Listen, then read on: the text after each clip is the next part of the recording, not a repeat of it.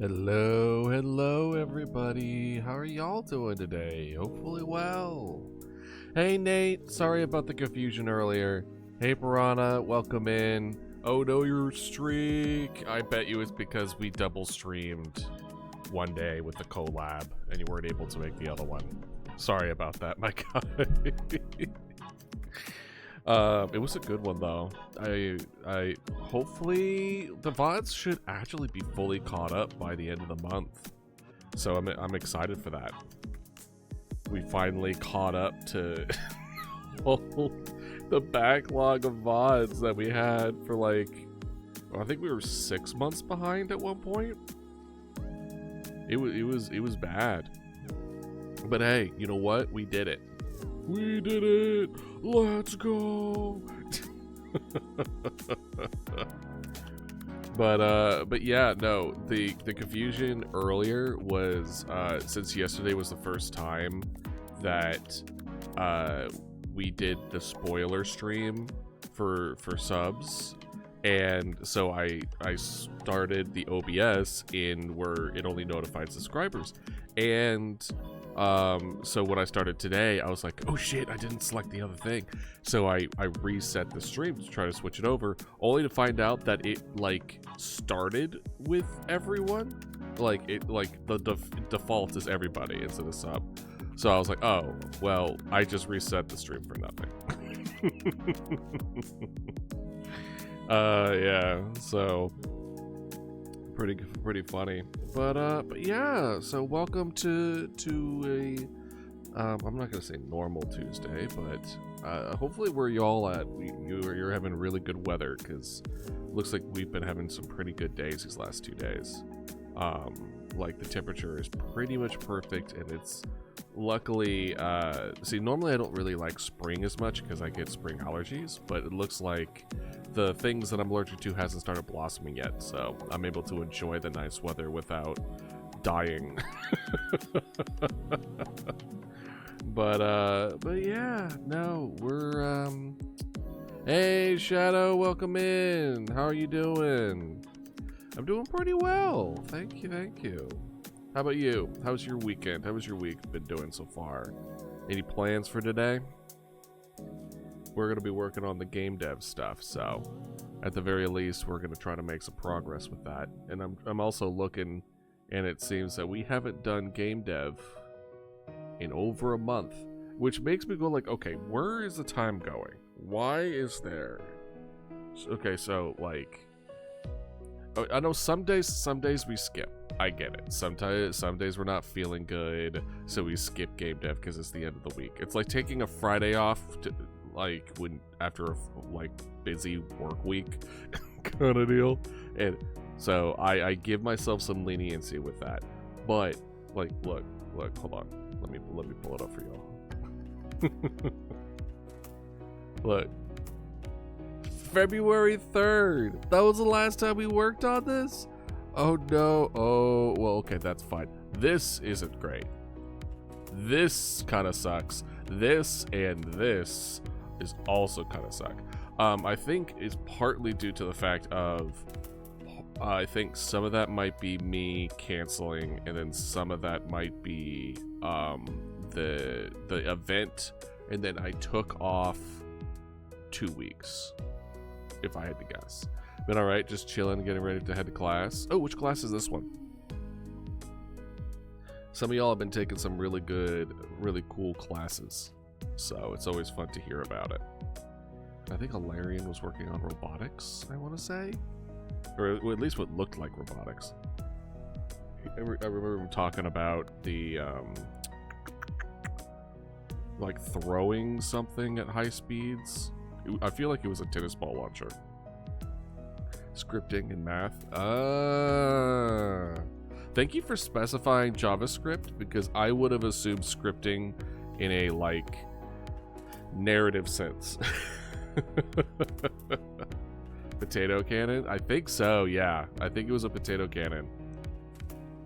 Hopefully he's doing well. Hopefully he's eating. It's been a hot minute. I think I saw him just the other day, so I should be okay. Yeah. I mean, it sounds really cool just from the fact of like coming from someone with a biology background and wanted to get more like engineering and tech background and stuff, when I think of scripting, I think of Python. Oh yeah. Well, that checks out. Python is kind of like the base, no? Or is JavaScript also the base, but just a different kind of language? Because I feel like they build off each other a lot. And then you just have kind of like the flavor that you prefer kind of deal. It's completely different. Gotcha. It shows you how much that I know what the hell I'm talking about. Shadow's like, is this guy for real? Language for web development. Oh yeah. I thought that was CCS or CSS or whatever you call it. Or is that also something different? Python is kind of general scripting stuff, undefined stuff. Yeah, I know. I learned a little bit of Python. This is styling for the web.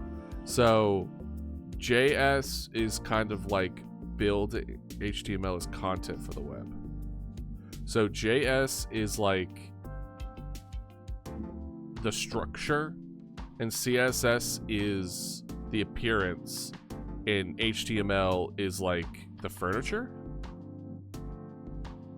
Is that a decent way of putting it? Like JS is the foundation, CSS is like what the paint is, and then HTML is what you what kind of furniture is built inside of it.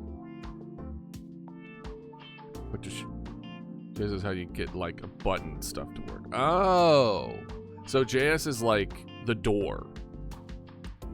It's like interaction. Gotcha. You tell the browser what to show with HTML and how to show it. Oh. Okay. That's actually really good to know. Thank you. Thank you for putting it so simply that even me, a person with a dodo brain, can figure out.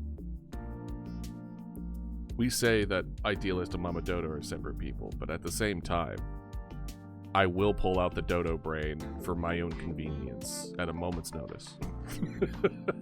You can make web pages without JS. Those are called static because they don't move those. See, that's what I like. When I was growing up, I took a like web development class. I don't think we used JavaScript because all it was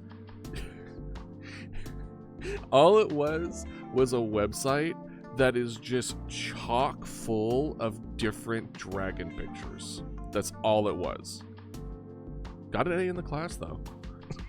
So I think it was, if I had to guess, it was HTML. I think it was an HTML class. I also took a Photoshop class at one point. That was actually one of my favorites too. I was also one of the only people who didn't cheat in my keyboarding class, where they taught us how to type on the keyboard, and they put the like little rubber plastic on the keyboard so you don't know which one goes to which one, and every single person cheated. And then the teacher had the gall to talk to me about how my speed was lagging behind other people. Like the accuracy was pretty decent, but the speed was slow, and I'm just like, you're lucky I'm not even cheating right now. Like, what the hell are you talking about? Like, what you need to what the hell are you talking?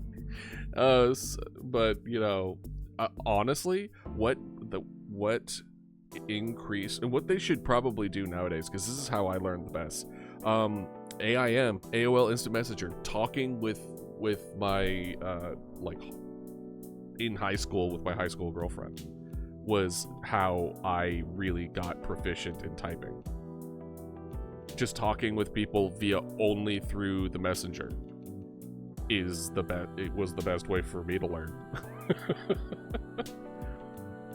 You can make most web dev classes in middle school and high school don't do very much with JS, which is really unfortunate. I think they definitely should now. If a typing teacher saw how I type, they might have an aneurysm. Oh, do you do the grandma one, where you do one finger at a time?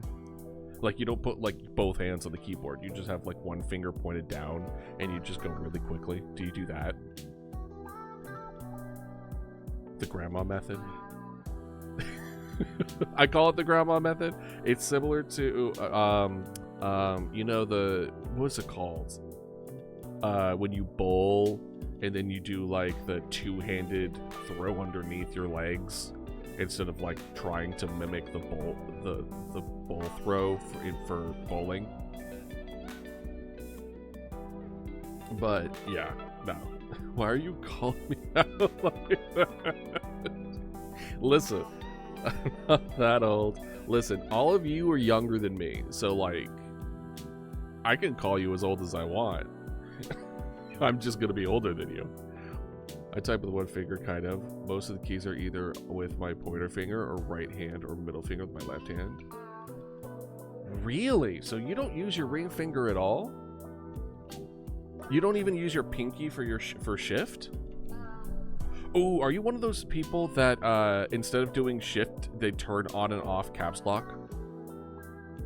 Because I heard that before, and that blew my mind. Because that's wild.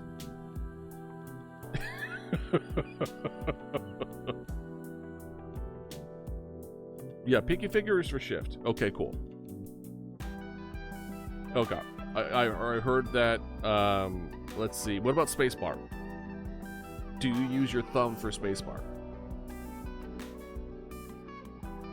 Because, like, as long as you're using your thumb for spacebar and your pinky for shift, then I think that's fine. I think the way you type is more than fine. Because even though you're not using your ring finger, but you're just moving further with your pointer and index, for the most part, that's just like, that's still pretty efficient.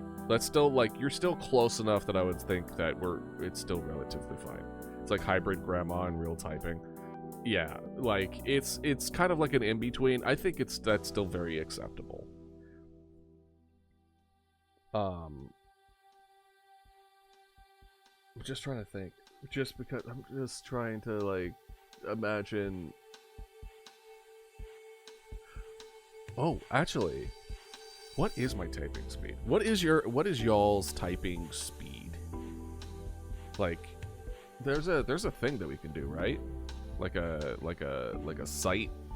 I remember trying it before just to see, and I think I was like an average of like 80 words per minute, something like that. Words per minute test. Here we go. Is it this one? No, this one kind of gives off a different vibe. Is it monkey? I feel like it's monkey type. Yeah. Yeah. All right. Learned how to actually type, so I started inefficiently, and I just got really good the way I did. Yeah. All right. Cool. This is monkeytype.com. If you are able, I recommend you doing it with me just to see how it goes. How's that? So it doesn't need to be right now, but I want to see. So we have time with 30 seconds. We have 30 seconds to do it as fast as possible, as accurate as possible. And I think what we'll probably do is we'll do it. This is kind of like a warm up for the brain, right? We'll do 3 rounds. We'll do 3 rounds, and then we'll average it out, because sometimes you have a bad round. Average it out, and then I don't think we'll have like a prize, but this could be a little fun, like, comparison, because that's always fun to do. Even though it's similar to those like personality tests for the Myers-Briggs, whatever. It may not be accurate, but it's fun to compare. All right, let's see here. I'm gonna lock in. Line man call, so but thing from make man against off into can find lead into even call hold point come just same other she could man of both if for time on early around oop here do only tell over see high part. My words per minute looks like so far is about 83. I also don't know how that compares to people. I also don't know what the average is. Ooh, actually, let's do our 3 first. Let's do 3 first. You got 66? Okay. So the first one is 83. There you go. Let's put that in so that y'all can actually see that. All right. Again! Oh, wait. I want to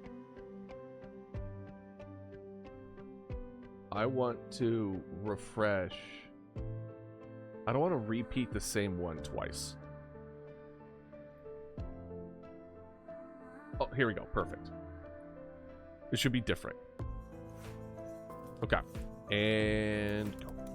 Most or we these like seem show up here. Write each just with hand. Such tell down can into form.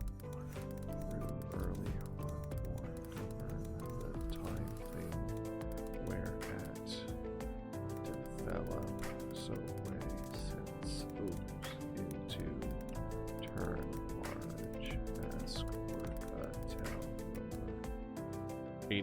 81 37. Then again, that's on my phone. Phone gives you a handicap. Phone definitely gives you a handicap. So far, 91. Oh, by the way, what's been your accuracy, though? I've been at 97% twice. So that seems to be the key here. Poop. There we go. And then, last but not least, how child were I interest here late. However, life some develop feel such she part govern she face how you and people know with about same worlds come would those need program long lead year you course get it's going down. Big hands also don't help. I also have big hands, which is why the keyboard helps. All right. Why is it getting slower over time? All right, so let's see here. 83 plus 81 plus 78 divide by 3. 81. So about 81, about 97% accuracy. That's where I'm at least right now. If I like get some caffeine in me, if I really, this is like first thing in the morning. I woke up like an hour and a half ago. I've learned with myself that any time before an hour, if I try to force myself to get up, is bad for my body and mind. And then the most optimal is 3 hours of wake up before I start doing stuff, and then 2 hours minimum as far as like being ready to go. But I've been getting up an hour before, so see the 99's average work PM. Nice. All right, let's see here. 317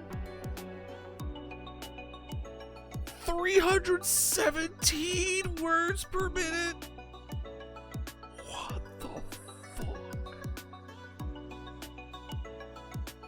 What does that mean? Whoa.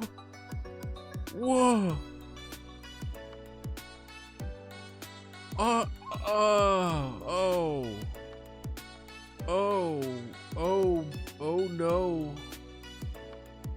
Holy. That's crazy. I thought over 100 was really good. If I just like spam this.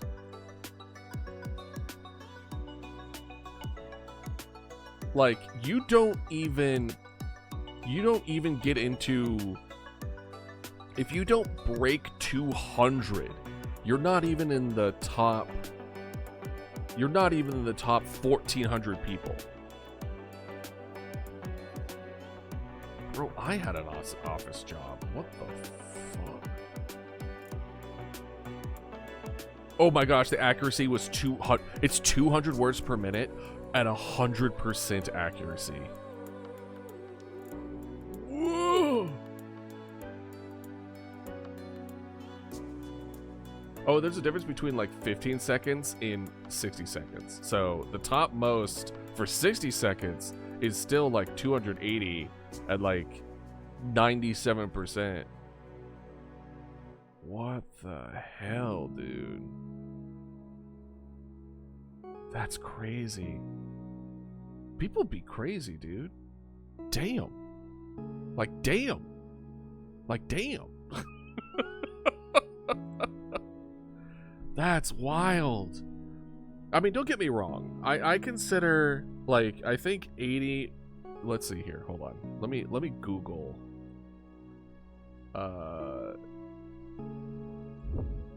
Average typing speed per minute. It says it depends on blah blah blah. I would say Googly Typing shows professional level is 60. 70 is above average, and 120 is the top 1%. Because I'm used to typing that, so I assume practice plays a decent role. Oh yeah, no, it 100% does. It 100% does. But let's see. Gosh, don't give me AI overview. Give me like, I don't know. Let's see here.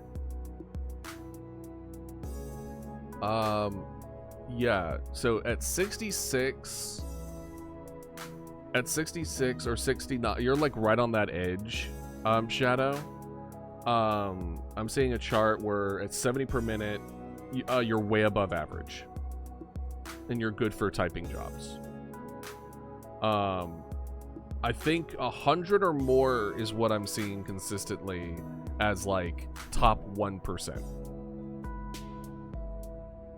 And I guess that it's like saying you're, you know, in like anime or manga where you're just like, oh my god, he's S rank, and then but not at all S ranks are built the same. It's just after a certain level they just stop keeping track of like how strong you are, and it's just way just over the realm of what is possible and not possible. So everyone is in the same rank, but the difference is huge. That's how I feel with people who can type above 100, which I think I could, even though I was consistently in the 81s. Like, I think if I really push it, I think when I was trying last time I tried to do the monkey thing or the speed test, I think I was like 92 or something. I think I'm just slow because it's early. Some bull. Most people I know IRL faster than 60 or even 70. Well, I mean, 60 or 70 is more or less just like you type professionally. Like that's like, okay, cool. You're not holding your job back with your ability to type. You can keep up. I think there are probably some jobs out there that might require 80. I vaguely remember some that being the case. Like, for instance, how fast of a type word per minute do you think you need in order to be one of the people who record in like judge courtroom? That person, you know what I'm talking about? I can't think of the name. Where they like type every word.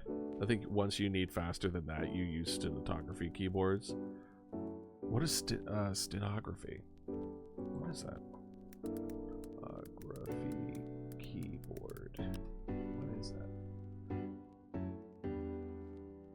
Which are completely different than normal keyboards? What the frick is this? What am I looking at? What?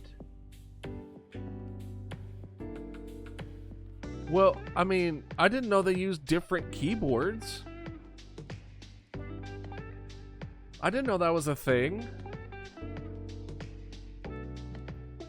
It's a unique layout of standard type keyboards featuring only 22 keys. Enables the transcription of complex words or phrases in a single stroke. Oh. Huh. Let me show y'all. It's like this. So it's like they put their hands like that and then they can do like super quickly. Like it's built for speed rather than convenience, I imagine. So this is like the sports car of keyboards. Basically, each combination of keys is a syllable, but there are words that you map to super simple strokes. So this is what the min-maxers want in real life. If you're a min-maxer in a game, you look at this and you're just like, well, you know, wait a minute. Do you use a normal keyboard or stenographer keyboard? Yeah, I didn't think so. You're not a real min-maxer unless you have a stenographer keyboard hooked up to your computer. Just saying. Can you imagine a game you're trying to play a video game, but you have a stenography keyboard? Like, I know I'm saying it wrong, and I apologize. It's like a race car, yeah. Normal people would crash the car, but some can handle it. Yeah. I wonder if the 300 per minute uses these keyboards. Because it's not like it specifically says you have to use a normal keyboard, right? Because then that would also explain it a bit. It's kind of like what's the study where, you know how people have been getting faster and faster as far as like breaking world records for like running and stuff. I believe a study went out and it was saying like, with the exception of like a few people, the gradual increase in speed is less to do with the individual who beat it and more to do with the progress and advancement of shoes and the track, and like it's the environment and equipment that have gotten better over time than it has that human beings have been getting faster. You know what I mean? So that's what I've heard. I forget where I heard that from though. So don't trust that bit of information. But it's similar to that kind of mentality where it's like, you would be surprised, unless there is a forced uniform equipment, that if that's kind of more broad, which I think this would be the case, that a change of equipment would give you a substantial advantage in a competitive state. So, interesting. Very interesting. Hey, Star Beast, welcome in. Bird up indeed. How are you doing? We were just doing a warm up by doing words per minute. Would you use this in the critically acclaimed Final Fantasy 14? No, but I would use macros. Especially when it came to crafting. What was the? It was like in the end game crafting stuff for the scripts. I forget the name of it. Those you had to use macros for. And then you just chose different macros depending on... Well, actually, you couldn't use scripts on the late game stuff. Because they were dependent based on a random buff or debuff. And you had to adjust accordingly. Every time you did something, it would buffer. Was it that repetitive? Oh, yeah. Oh, yeah. The first thing you would do... So, for those that don't know with Final Fantasy 14 is that they have a lot of different crafting classes. And yo boy was an Omnicrafter in Final Fantasy 14. I still technically am. And And I actually participated in a competition in the data center that we were in, and I got top 12 in armor smithing. It was either blacksmithing or armor smithing in the entire server, and got the Saint of the Firmament title from it, which was one of the first things where I was just like, I want to really try it. I was in kind of not super great mental space at the time. This was shortly after COVID, and I needed to prove to myself that I wasn't lazy. Workaholism, people rise up, by the way. So I was like, well, can I dedicate myself to something to try to, like, can I dedicate myself to something enough to, like, meet a important point? And I got it, right? And, like, right? And I did it, and I was just like, well, a lazy person wouldn't have done that. A lazy person wouldn't have stuck with making blacksmithing gear to win a competition 8 to 10 hours a day for a week straight. That's not what lazy people do. And and so that's when the first kind of like personality kind of like introversion being like, okay, so then what's wrong with me? Like that kind of introspection of like, okay, well, if I'm not lazy, then why can't I do the things I want to do? And then, you know, the rest is history. But part of that omnicrafting mindset is new update dropped that brings new crafting material that people are going to want to have in order to do the raid. Yo boy, if I need to level things up, I'll level things up accordingly. I go gather the proper materials, which often come at specific times during specific parts of the day in specific locations. I make sure that all my current equipment is capable of being able to make the thing, because you get crafting gear gives you additional bonuses, and make sure that material is doing.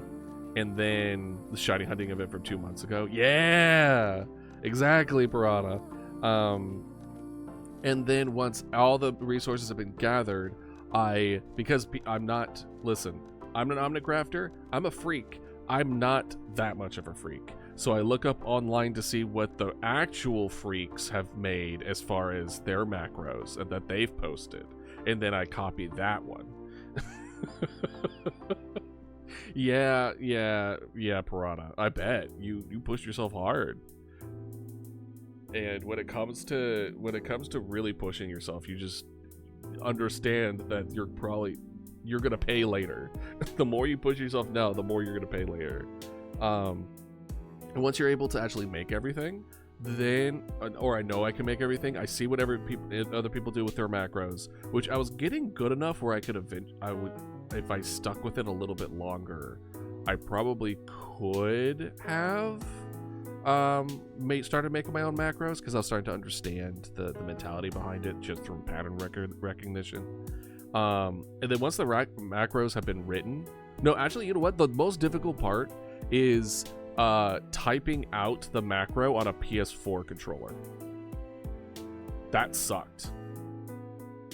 That really sucked. I really should have just gotten a PS4 keyboard, wireless keyboard or something, because my god. 400 shinies in 96 hours. Piranha, love yourself. That's so, honestly, 400 shinies is huge in 96 hours. That's so good. All right, enjoy. Thank you. You have a good day in class. Enjoy cuddling with Mama Dodo. But yeah, the point is, once you have the macro set, it's all about sleep pad hands. I bet. I mean, how much sleep did you get during that period of time, Piranha? In that 96 hours. You better not tell me that you didn't sleep for 4 days. Because I think on the third, I think like after 3, your organs stop working. Like you need it.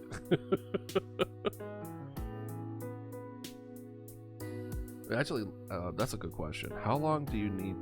Like, let's see here.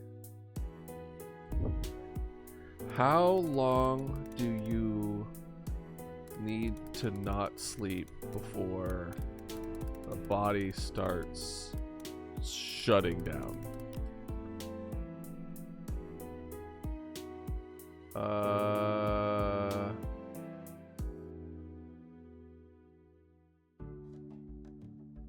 I think 3 days is the key from what I'm saying. Like 24 hours is bad. 24 hours, I think I've heard in the past that you trying to drive after not sleeping in 24 hours is equivalent of you having, like, drinking under the influence. As far as, like, reaction speed delay and stuff like that. So 8 hours across 4 days. Piranha!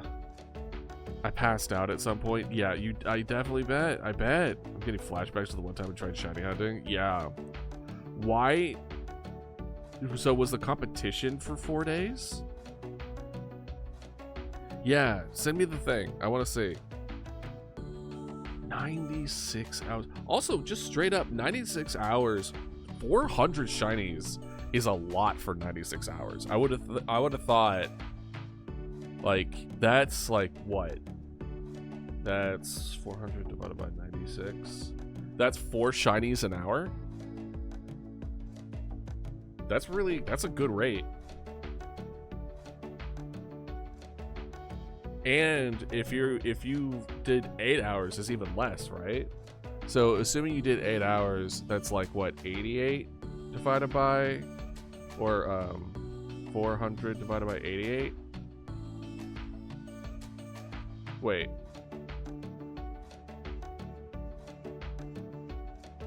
I did this math wrong. 400 shinies in 96 hours, so I would want the other way around? 88 divided by 400?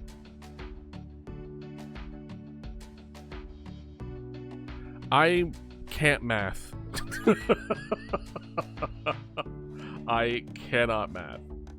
Alright. Mind you, I was hunting while at work too. You were doing... Piranha. Don't tell me you were working and with that lack of sleep. Did you drive? With 8 hours over 4 days? Piranha. Come on, man. You're better than this. You didn't take off? I'm honestly shocked you didn't just take some time off. Or were you not able to?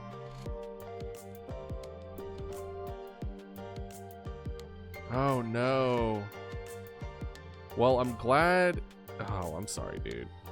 Well, I'm glad you're okay. Please don't do that again. I'm not upset over you doing it at work. I could not care less. That is like pooping on other people's time, you know what I mean? Parents, aka my managers, wouldn't accept that as a proper reason.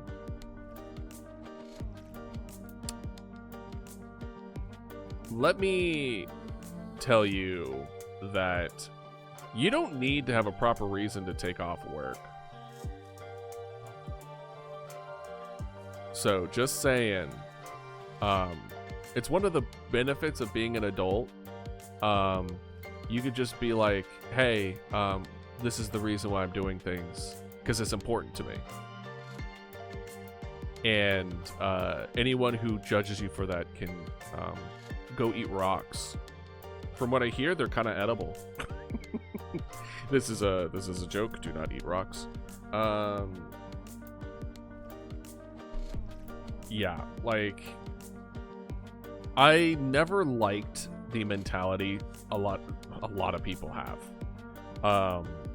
where it's like, because I'm the kind of guy who will take off because there is a game that I was looking forward to and it's a release date, and I got flack for that at some points. I got judged either by like my partner or my family members or like coworkers, and they're like, really? You went off for that? And I'm like, I can take off however the way I want to take off. I could just be like, I want to just sleep an extra. It's like I was being judged. I could have just said, I just want to sleep in for a few days, and I would have gotten less judgment than I want to go play a video game. So I get it, but as somebody, so take it from me when I say that at the end of the day I won. So yeah, but you understand how risky that was. Like, you could have easily fallen asleep behind the wheel, or like you could have messed up something really bad at work from lack of sleep, and then you would have been in really big trouble. So I'm glad everything turned out okay. I'm really, really happy that everything turned out okay and everything went well, and luck was in your favor. But I hope you don't do it again. Or at the very least, take off if you can. If it's just judgment from other people, I say fuck them. I had the power of tea and the icy cold to help. Yeah, I imagine you were functioning only off of adrenaline and caffeine. So that's good at the very least, but still. You were probably micro-sleeping at that point. Which, by the way, is when your brain, like, shuts off for a few seconds. And then you're, like, back, but you don't notice that you're losing consciousness. Your brain just kind of, like, fills in the gaps a bit. But you are, like, dozing off for, like, a little bit. Hello, welcome in, Olex the Dev. How are you doing on this fine day? Welcome in. You guys were also doing, you're a solo game developer as well. What are you working on? Welcome, welcome, Raiders. My name is Idealist, the Paleomancer. I am talking through Mama Dodo, an undead dodo. You just think of her as like a living speaker. But yeah, welcome in. Yes. How was stream? Hopefully it went well. We were kind of yapping. I like to yap in the beginning of the stream, where we were talking about shiny hunting. We just did a words per minute test and saw that the top person was like 300 words per minute, which led to stenography keyboards. So it's been an eventful like 53 minutes. But yes, welcome in. And be sure to do some post-stream care as well. If you need to get some water, get some food, do what you need to do. As far as what we're working on, because we also are working on a horror game. It's a horror game called Last Call. It's a indie horror game where you are a 911 operator, and you need to determine if a person on the other end of the phone call is a real person or a mimic. And we've been in development for a hot while. I wish that there was more for me to show, but I mean, if I'm gonna go ahead and show it. Yeah, it's water and food break time. Yeah, no problem. Yeah, be sure to take care of yourself. So if I could show you what we have so far. This is what we have. A little bit of, now we're in black and white. Well, I didn't want to show them color anyway. So from this view, you could totally see that this red circle on the top left, right? Y'all certainly aren't colorblind, are you? That would make this very difficult. Actually, this would be a good filter to have to make sure that we have some accessibility options for color blindness.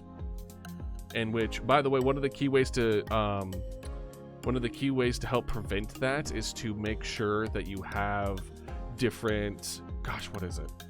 It's shading. I forget the appropriate name for it. It's not shading, but it's like brighter or darker, and you make sure that the brighter and darker are not overlapping. This is going to be a console like in Dispatch. I'm planning it for it to be PC, and honestly, this would make a pretty decent touchscreen game. Be a console like in Dispatch.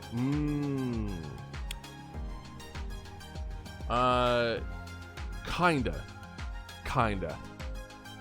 But honestly, Dispatch was kind of an inspiration for it too, because I don't own it, but I watched some like playthroughs of it, and because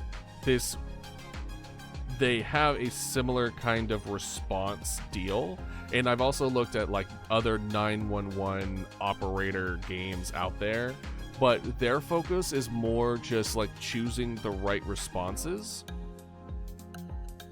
Yeah, I started making this about 2 years ago, and we've been working on it ever since. Luckily, there hasn't been another game that's exactly like this, because if so, then we would probably have to throw in the towel.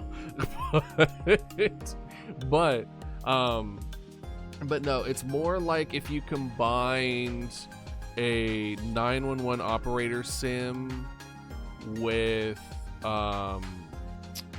what's the Papers, Please like? Not My Neighbor. Not My Neighbor? Is that what it is? It's the one where you have to like check. You're in an apartment complex, but you're checking the people that are coming in, but they could be fake. It's kind of like that, but it's very audio based. So what we have going here is like we have like the different, with it being able to detect different houses and then choose which one to kind of quote unquote attack. And the current coding venture, mind you, is figuring out how to make it so the game understands which house is currently being selected in this manner. And so that way we know, so the game knows, it's like, okay, cool, we're in house 6. Let's say we're in house 6, right? So we need to make sure that it's like, okay, cool, we know we're in house 6, so we play an assortment of different audio clips that is specific for house 6. So then you can select that, right? So because if we want, we decided pretty early on that we want there to be a consistent but consistent locations, where it's like, you know, these people are in house 3, these people are house 4 over here. A lot consistency is key, right? And there might also be a point where we add a mode where it's more random, you know, where it's like each house could be a random one, that could be a random thing, but that's certainly not going to be something in the like MVP, the minimum viable product, right? Because that's just kind of like extra. That's kind of like post game. You've done it. You've done all the little parts. And with the current design, we are definitely keeping in mind of like wanting additional playthroughs to be different, which is why we wanted to keep this random for the most part, so that the journey of them going from house to house feels, ooh, this is interesting. We have not hit a complete failure to infest yet. Interesting. Right when I show off with a new person, huh? Huh, last call? You embarrass me in front of a guest? I see how it is. In front of Olex? How dare you? How dare you? Last call. I thought we were better than this. But I have essentially zero game dev background or software development background for that matter. So a lot of it's a slow but progressive curve of me learning on the spot. So like learned how to code essentially in Godot. Granted, I have a little bit of coding experience before this, but very little. I tried to make my own game for like a game jam a few years back in Unity, so that was C#, and then I tried to learn a little bit of Unreal, so I learned a little bit of C++, and then a little bit of, I think it was probably JavaScript a little bit as well. So I dabbled here and there, but certainly not like I have a software background and I have like a tech degree. I am a scientist. I am not a computer programmer. However, if you were to ask a scientist or tell scientists in a lab setting, saying, "Hey, I've built a computer," they just assume you know everything about a computer. They just think you know everything there is to do about a computer. They're like, "Cool, you're our IT guy that we don't have to pay." And I'm like, no. I mean, I could probably figure out your issue, but that's because I have a decent amount of like investigative skills when it comes to finding problems, but that's about it. Like, I know how to Google, right? And yeah, so, but yeah, that's feel free to relax, get yourself some rest after streaming. I know how tough it could be, and just chill. Welcome in. All right, so this is interesting here because I have yet to have seen this where it's locked. What we want to do is to eventually introduce more, so like after a certain amount of hops another one comes in, but you know, we want it to be unclear as far as how many there are actually on the map, and but we still want to leave hints that there are more than one on the map by with our introduction of incrementant difficulty, where it will get more and more difficult over time as if it's learning to trick us better, and then suddenly it gets stupid again. And then you're just like, wait, why did it get suddenly dumber? I don't understand. And then the reason it got dumber is because a new person or the new mimic has now entered the fray, right? So it's kind of one of those things where you don't know it. Not every time it's going to be super obvious. I think the second one is definitely going to be dumber to kind of give that impression, and then the third one is going to still be equivalent to the other two, so it just doesn't feel as obvious, but people would be suspecting of it. Hey Ludo, welcome in. How are you doing? Hopefully well. We're working on some game dev stuff today. Slowly I'm trying to we were essentially yapping for a whole hour. Not granted, like I like the first 30 minutes to an hour is essentially yapping hour. Like we might start early depending, but like let's be real. Especially with game dev. Game dev in particular has a tendency to kind of go off the rails fairly consistently. But I'm doing good. I'm a little tired. I'm thinking that during this ad break we're about to get into, I might grab some food and some soda, and then or some, you know, my caffeine, and then go from there. Yeah. But I'm glad you're doing well. Gonna be working on anything today as well, or are you just vibing? And then as you all respond to me with that, we're going to go into a quick ad break. 3 minutes. I'll get some water, get some food, stretch, go to the bathroom. See y'all in a sec. I'm going to get myself some caffeine and a little snack as well, so be right back.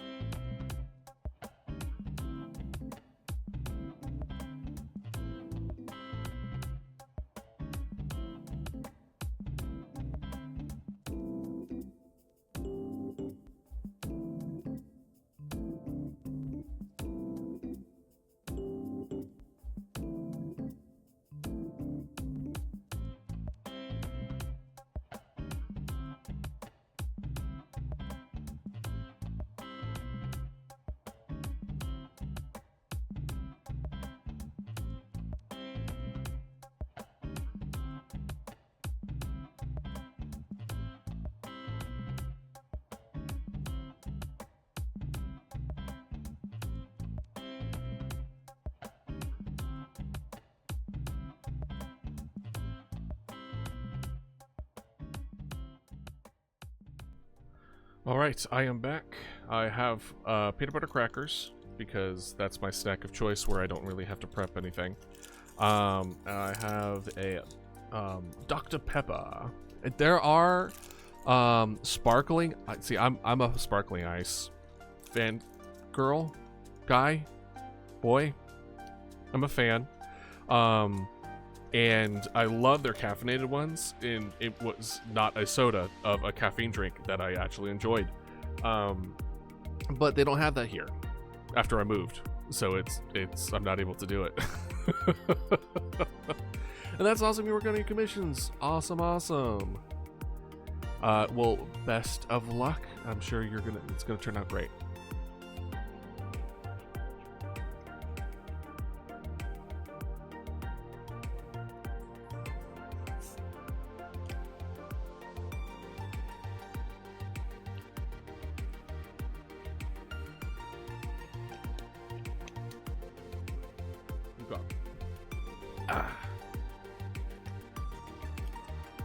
One more, while we still have a little bit of ads.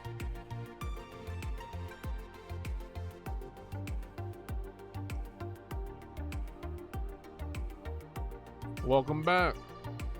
Got myself some peanut butter crackers, some caffeine, and we're gonna get right into it.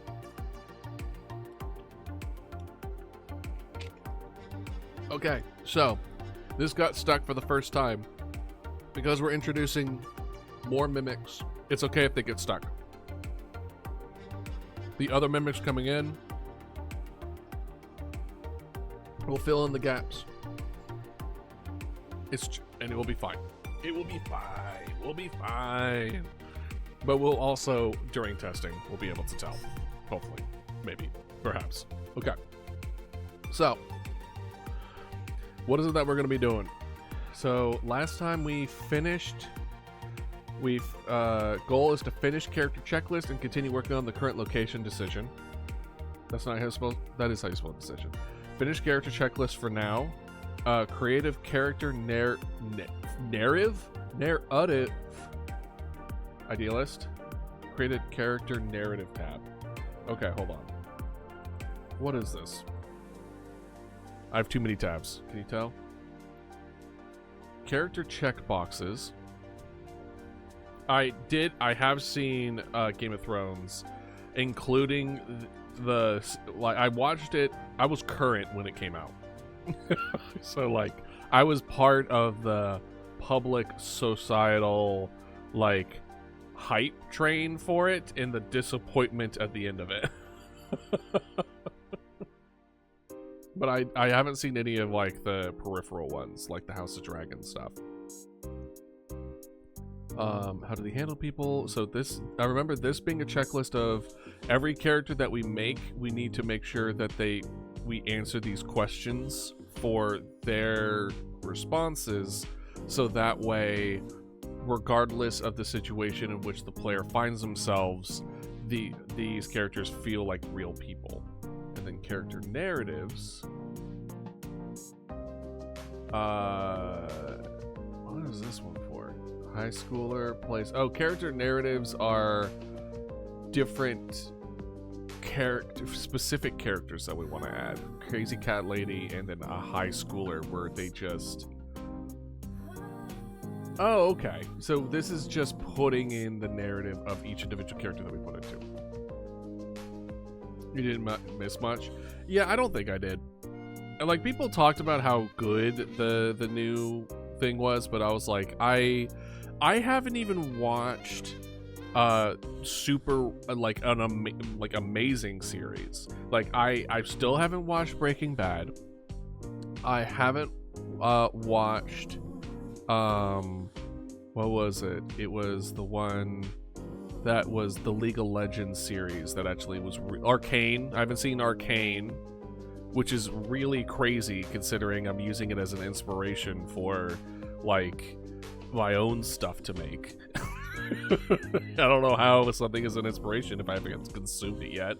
I'm either playing games, watching YouTube, or working on stuff. There is no there is hardly ever time where I'm like, I want to sit down and watch a show, because a lot of times, especially since I'm a binger, like, I'm gonna watch the whole thing all at once. A Night of Seven Kingdoms is shit. I hate it so much. I will take your word for it. I have no idea. But yeah, no, like, I would much rather watch what was it? Guinevere? The new Glitch animated series that's on YouTube. I'd rather watch that. And I think I'm worried I would have to, in order to catch up with Arcane, and it was like Heaven's Something was another animated Netflix one that I needed to watch at some point. Very Dead Spacey, not Dead Spacey, but like if you crossed, it's like an alien version of The Last of Us, maybe? I don't even know. Point is, very me-coded, and still haven't watched it. I really need to dedicate just kind of like time to just sit down and watch just a bunch of these in a row in a day, but I just don't have that kind of bandwidth where I'm just like, cool, this is what I'm going to do for like the next 4 days, because so much happens where I do so many different things where it's just like, no, I don't have time to dedicate that. And then I know that if I get started on it, I'm not going to want to put it down until it's done, and then everything else gets pushed to the side, because I know myself. That's just how I am as a person. Okay, so the character stuff was a good sidetrack. I think it's an important thing to note, but I would like to continue on and make sure. Oh, speaking of Glitch, by the way, I'm excited to see the new. I was about to say Poppy Playtime. That's not right. We still need to play Chapter 5, by the way. The new Circus. I forget the name of the first part of it. Digital Circus. That's coming out soon, so I'm looking forward to seeing the new episode for that one.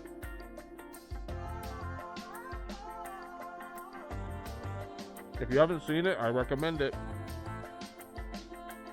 Just saying.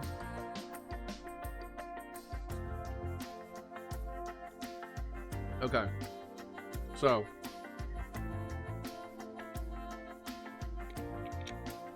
goal.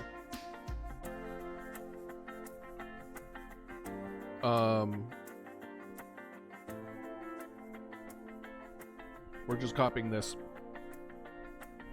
Find a way to make current location decision what is available for which location. That's what we want. So, current issue.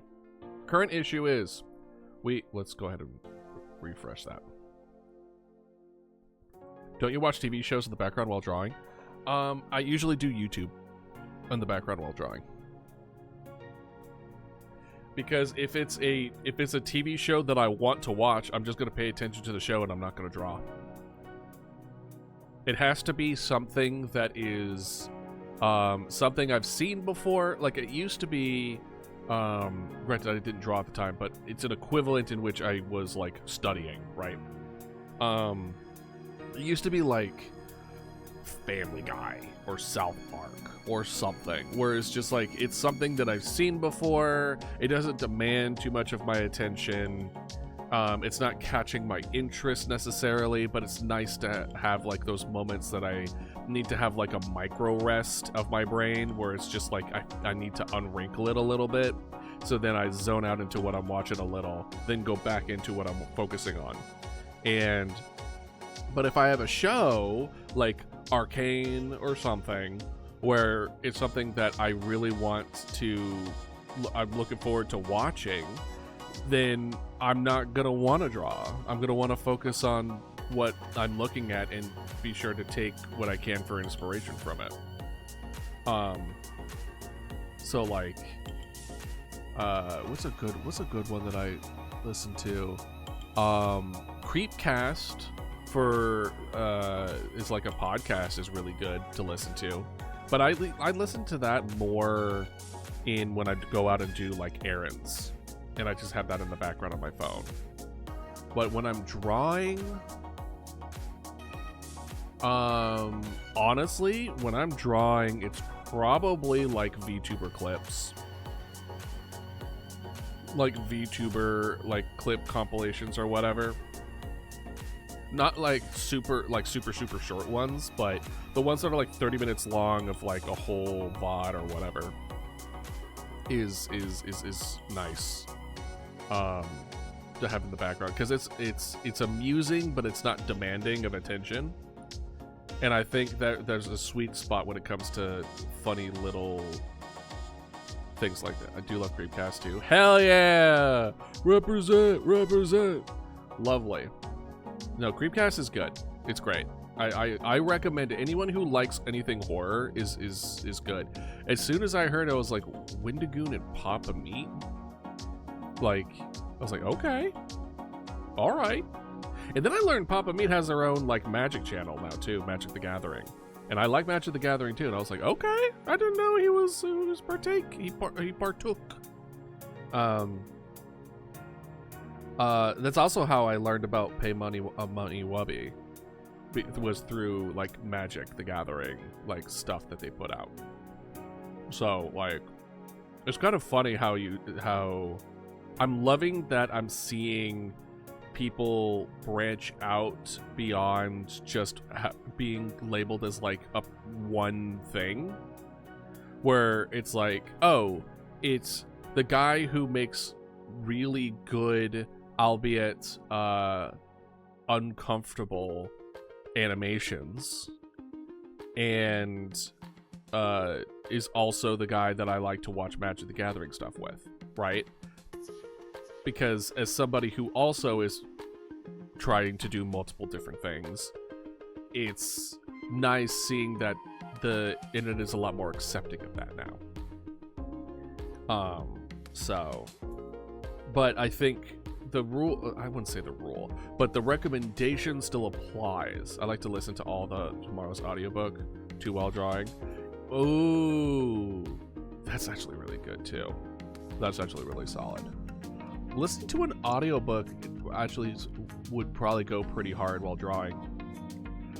Because again, it doesn't demand too much attention.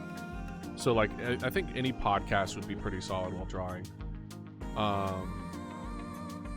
But a lot of times too, well, not a lot, but some of the time too, I'll be drawing while I'm in Discord with friends. And, you know, everyone's kind of off doing their own little thing. So we're just kind of yapping and just hanging out, and then I'm drawing at the time. So that's also nice. Though that's a little less successful, because that tends to pull my attention a little more than I would like for it to be. But yeah, no, when it comes to having things in the background, there just needs to, I just need to find a good sweet spot, and there are certain content that are able to do that, and I think that's the case for a lot of people too. Just having stuff in the background, and honestly, these streams are kind of like that. That's what I kind of want. Is especially the more the streams that we're actually working on stuff.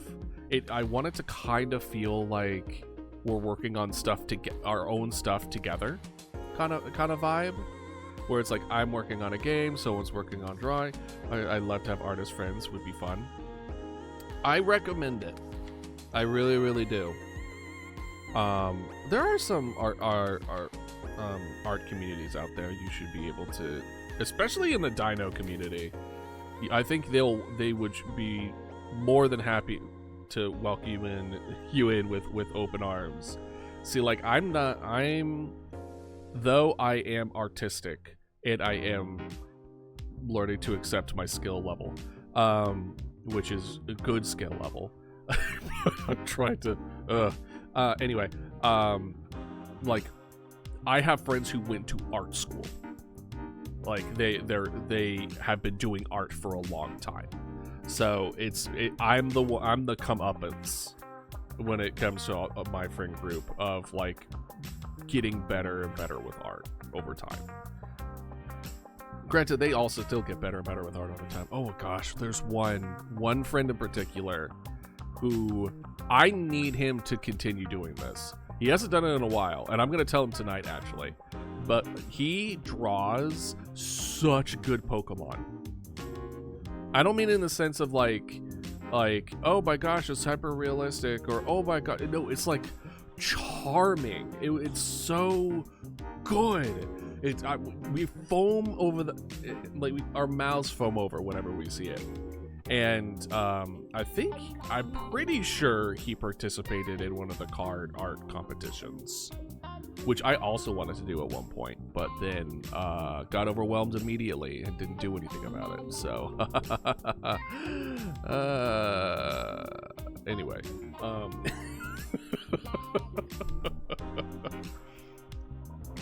but so yeah, I would recommend, you know, doing, I mean, that's also why Sunday Chill Days where we do art together is really nice too. It's really fun. We're all kind of like doing our own little thing, but we all can see what we're all doing, and it's nice. I don't know if Sunday Chill Day will always be art, but all I can say is Sunday Chill Day art days are special. They're special to me. And the whole transition to Magma has been real nice. I've been having a lot of fun with the whole Magma stuff going in. So certainly it's not something I'm going to stop anytime soon. I'll tell you that much. Okay. All right. Game dev. Well, I'm glad you think so too, Lido. I would hope so. So right now we're in House 1, right? So I want this game to know that it's in House 1, and when we click, I also have like a difficulty where it's like, okay, it's going to be difficult over a certain amount of time. I think we can adjust the difficulty with the amount of time something has been transferred. And then we can also change it where it's like, cool, the difficulty will increase faster the more you are correct versus incorrect. You know what I mean? Where it's like, each difficulty is through like a scale from like 1 to 50, where it's like 1 is the easiest, 50 is the hardest. Increase difficulty by 1 if incorrect, difficulty by 2 if correct, like that, something like that, you know, whatever. Gotta draw Marjorie right now.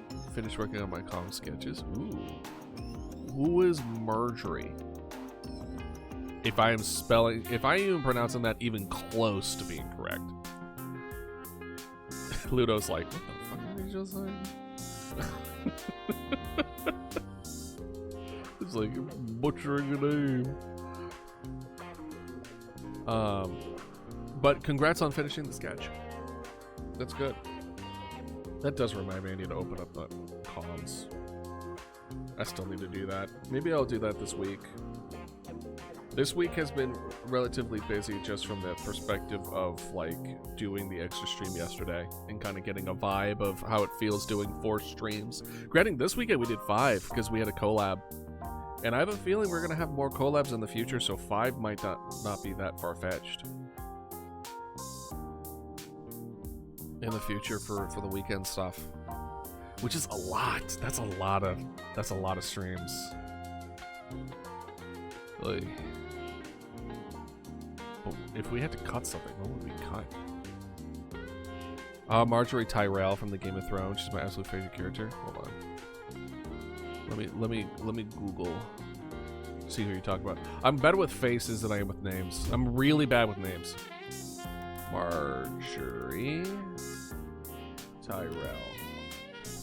Oh, her! Yeah, very like charming, but like snake in the grass a bit.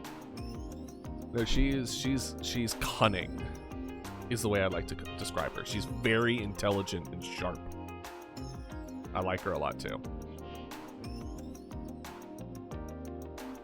I don't remember enough about the story to give you any kind of spoilers. Or if I feel like I should like her or not. I don't remember. It was like... Gosh, what did Game of Thrones come out? Hold on, let me Google that too.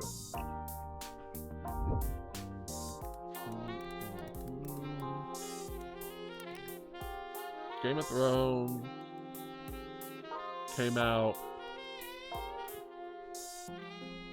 2011. So I was in college still. That makes sense. That makes sense. I was in college. Here. Oh God.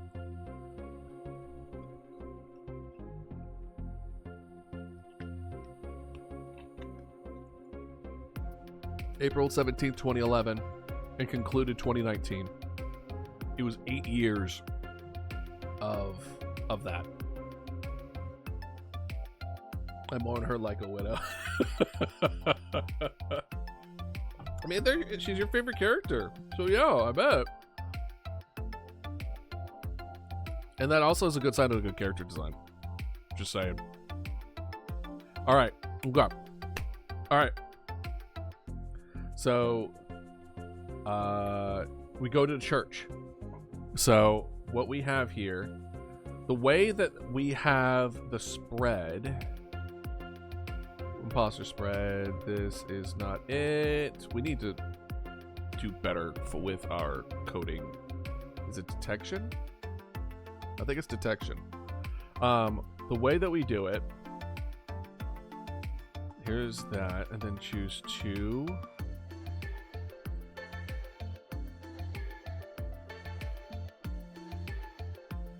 Choose 3. What was I doing with this? Why do I feel like I had different ones? Choose 1, choose 2, and choose 3. Why did I do that? And there's also choose 1, choose 2, choose 3, but there's also choose 2, 2, and choose 2, 3. Like, hold on. Was it enter?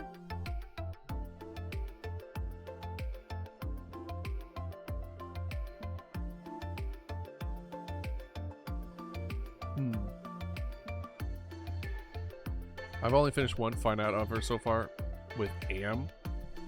Wait, hold on. She's in the same room with Am? Like they're talking? Is that what it is? Okay, so if I right click, then it gives me the current location. So I think I was going down the direction of getting... What is... Okay, spread 2. Spread 3, control was pressed.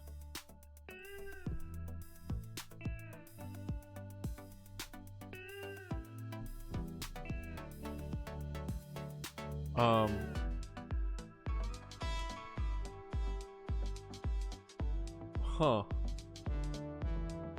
I think I tried to do something where control wasn't happening.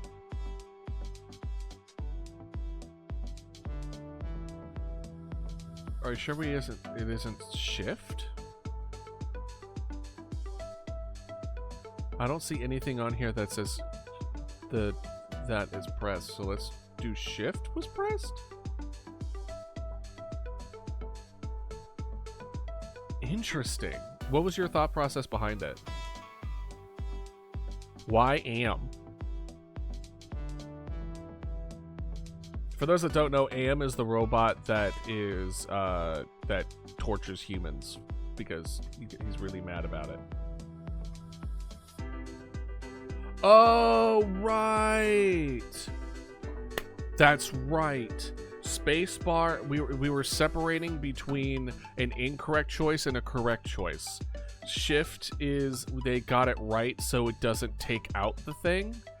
Spacebar is they got it wrong, so it's now removed from the table of being able to be chosen in the future. That's what it was. Okay, Good. Honestly, good job, past idealist. You did a solid job with that. I don't know. I still don't really. Anyway. Alright, so that's... This is 3. What was it that I was hitting before? It wasn't... Shift. It wasn't control, was it? Oh, right click. That's what it was. Right mouse click is test. Right? No. What was I hitting before? That's nothing. That's nothing. That means it... What was I hitting before that was giving me... Location was enter. Enter. There it is. That's what I was looking for. I was supposed to have a Insta mutuals right about them, but I realized we might not be on the same wavelength.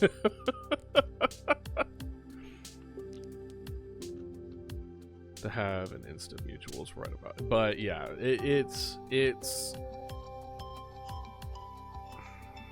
creating something is hard, especially with when you're trying to collaborate with other people.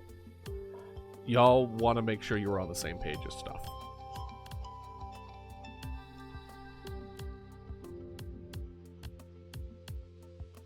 They're your two absolute favorite characters. Well,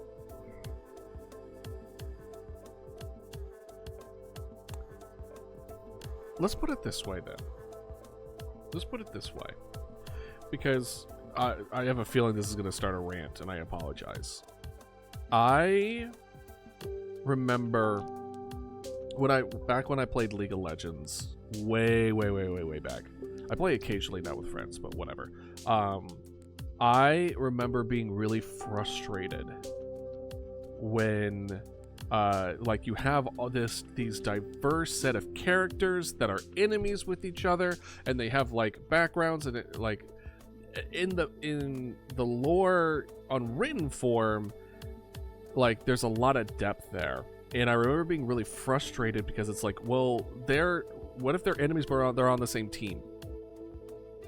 They're fine with it?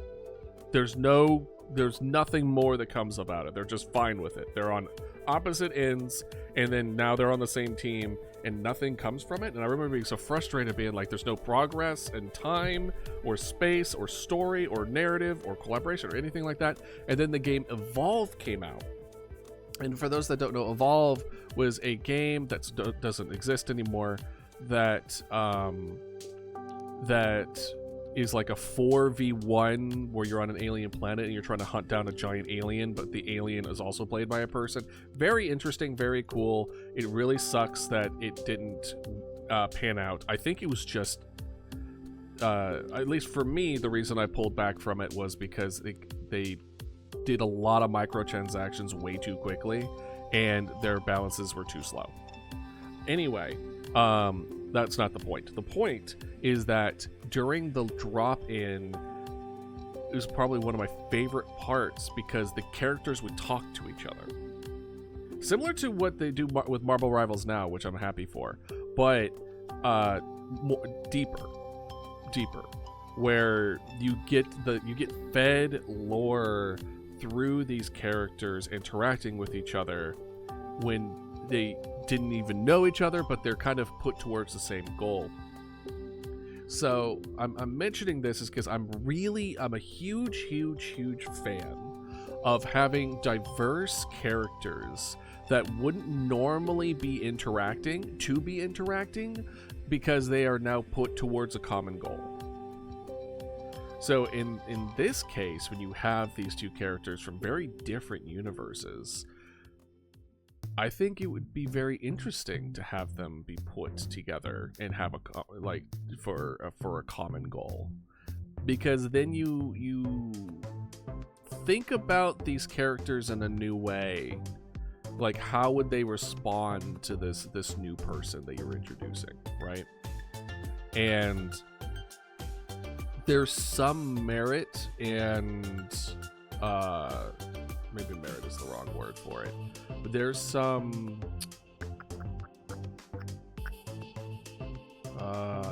learning in both yourself and your skills and your perspective when you kind of put two very different things together, right? Like drinking orange juice after eating bacon. Very different things, but they go together really well. And you don't know what kind of weirdly synergizes until you kind of shove them together and then see what happens. And let me tell you, looks around, make sure no one's looking. That's what science is all about. It's coming from a scientist. Yeah, it's about just putting things together, see what happens. Just write it down. Hopefully it's good. And if it is, how is it good? Why is it good? What makes it good? And I gotta say, the creative process is damn close to it. They say science is an art, but my God, is the creative process somehow a science?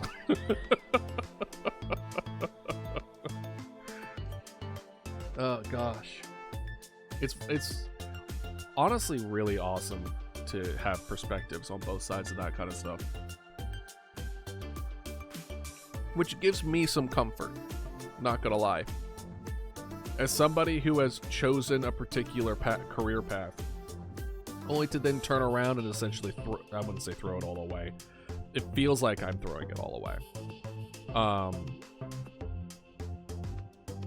It's nice, at the very least, regardless if it's truthful or not, it's nice thinking that I needed to go on that journey anyway. You know?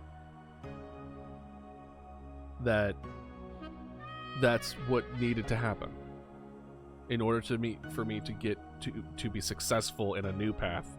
I had to go through the old one. But though comforting,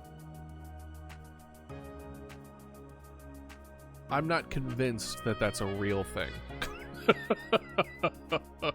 Not yet anyway.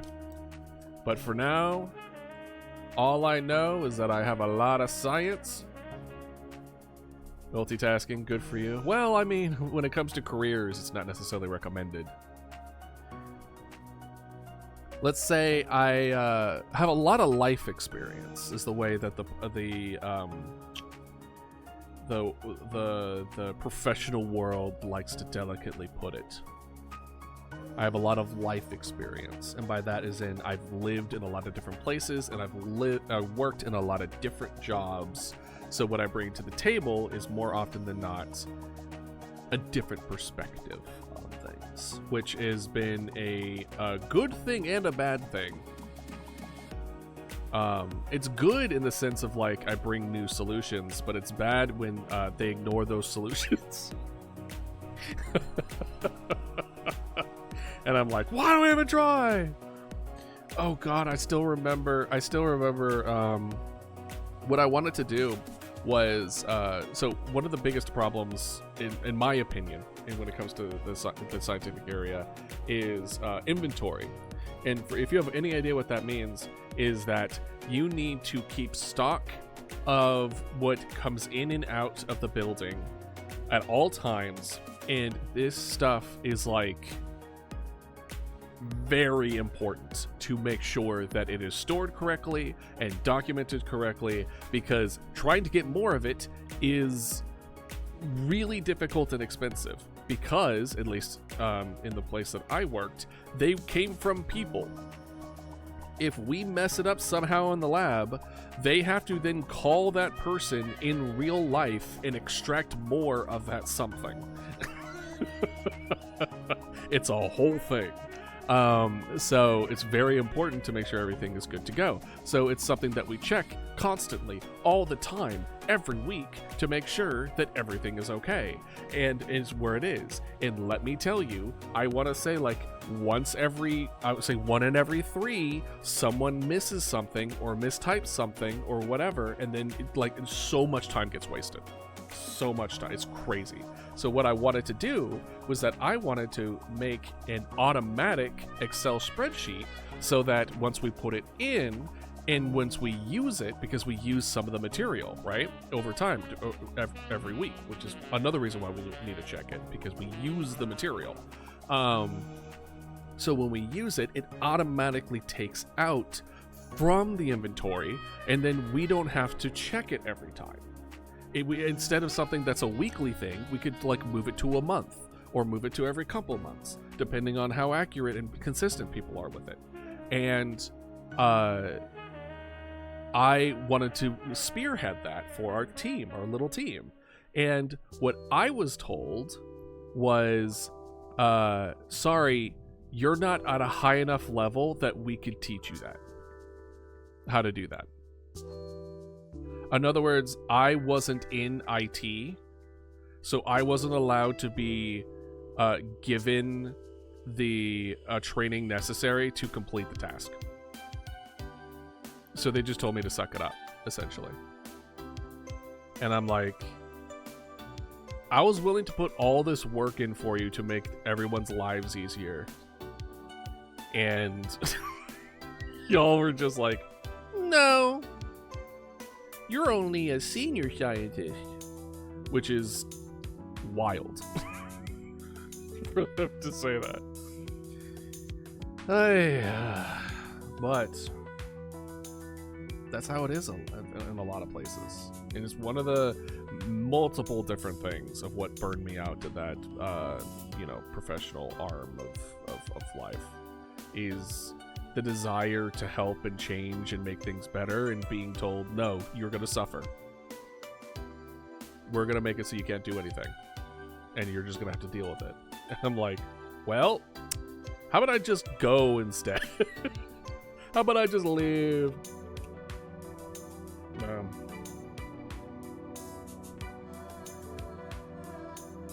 Anyway, as I say with a mouthful of peanut butter cracker. About some game dev. Actually, hold up. Remember last year? Some of you weren't here last year, but last year around this time, which we're going to be opening soon, it's going to be our 2-year anniversary this month. So that usually comes with a 24-hour stream, and with it, a time capsule for the following year. We open the previous one, and we make a new one. So this year we're going to open our old time capsule and watch it together.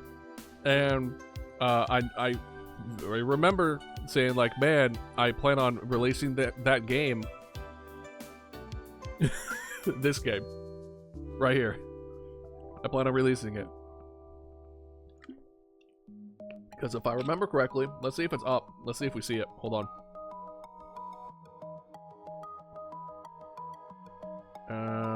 Let's see. Development roadmap. Here it is. There it is. I wanted to release the demo of this game October of last year. And then full release it March of this year. So I don't want to say let's do it again, but also let's do it again.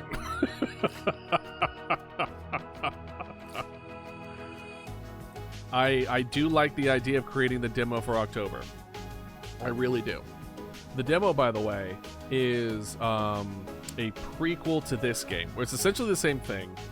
It's, for the most part, going to be, once we figure out how to do the main game, the core behind, like, make sure everything feels good. Excuse me. I apologize. I'm drinking carbonated drinks.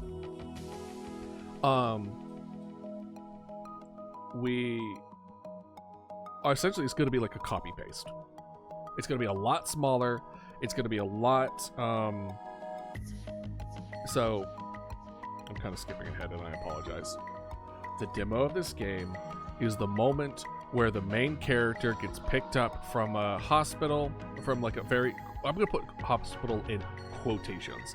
This is like not even a town, like a handful of houses on the side of the park. I would almost say like it's like a camp oversight, like facility, like just a couple of different buildings, a handful of different buildings that is in the middle of the mountains and is there to like make sure that everyone's okay in the park, right?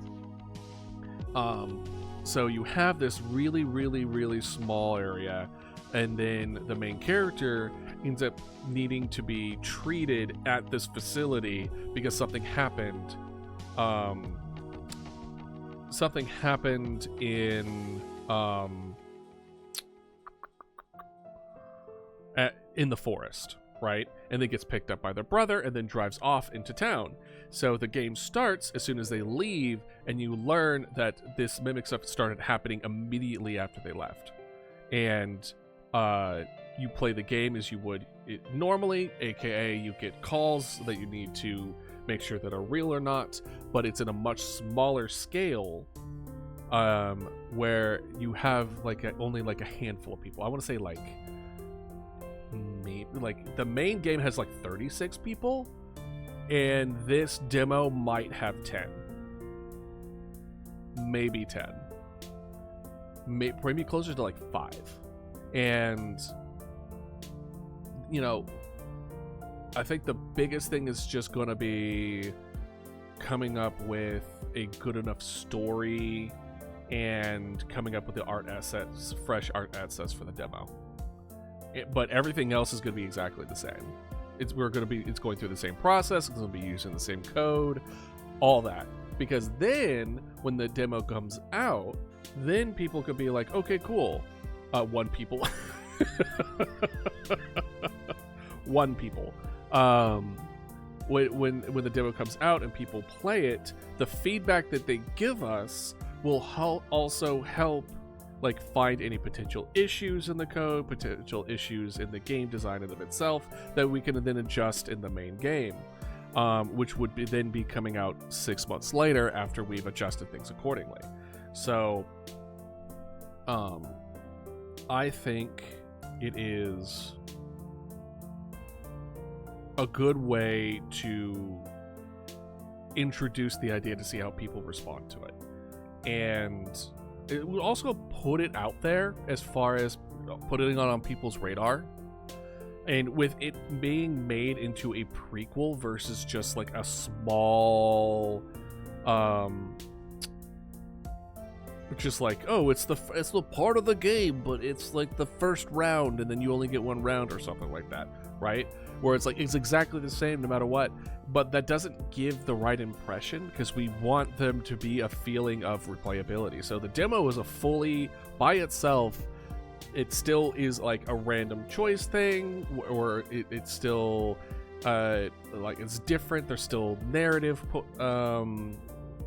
differences depending on how the direction goes. Like it's still very deep because we want a representation of how deep it could go, because that's the kind of game we want the game to be representative. And I think a lot of times the demo is just like, oh, it's just the first 3 chapters of a narrative game or something.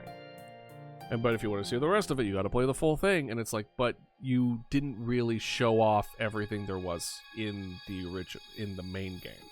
We are going to show off everything that would be in the main game, but just at a much smaller scale, so that it would allow people to kind of more like have a bite-sized version of it, right? It's like, I'm trying to put this in like food analogy. I feel like a lot of demos is like someone's cooking a delicious steak, and then they're like, okay, let's make sure that people like this. And what they'll do is that they will be cooking this steak, and then like half, when it's mostly done cooking but not completely done cooking, they take a piece off and then give it to somebody. And then they're like, well, I wanted it medium rare and you gave it to me rare. I don't want this. And your response is going to be, oh, the main one's going to be medium rare like you asked, but how do you like this rare one? And it's like, well, it's not fully cooked. It's not what I was asking for. Whereas you give it to somebody who wanted a rare steak, and they're like, oh yeah, no, this is perfect. And it's like, oh yeah, no, this is perfect. I wanted medium rare, or I wanted rare. And then they get the full thing and it's a medium rare, and they're like, I wanted the rare one. So you end up disappointing both, because what you put out was something that wasn't completely finished, but you either A, needed more funding, or B, you just didn't do it raw in the plate. So what, you want it bleeding? You prefer your meat bleeding, Ludo? I don't have the kind of money to eat steaks in any kind of regular capacity. I like a little pink in the middle. Certainly not medium, certainly not well done. Certainly not well done. But a little pink is good. But I just don't think I've had really, really good steaks that I just didn't make. We're not going to go down the steak rabbit hole, because as soon as I tell people about the whole ketchup thing, I prefer my meat burnt. Really?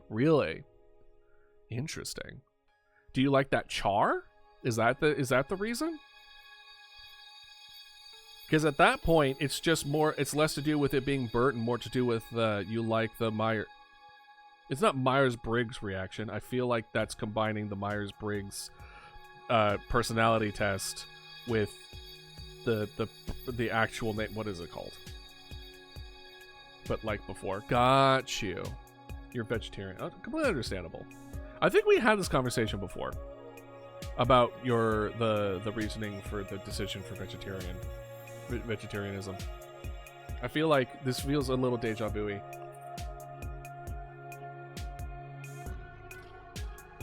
But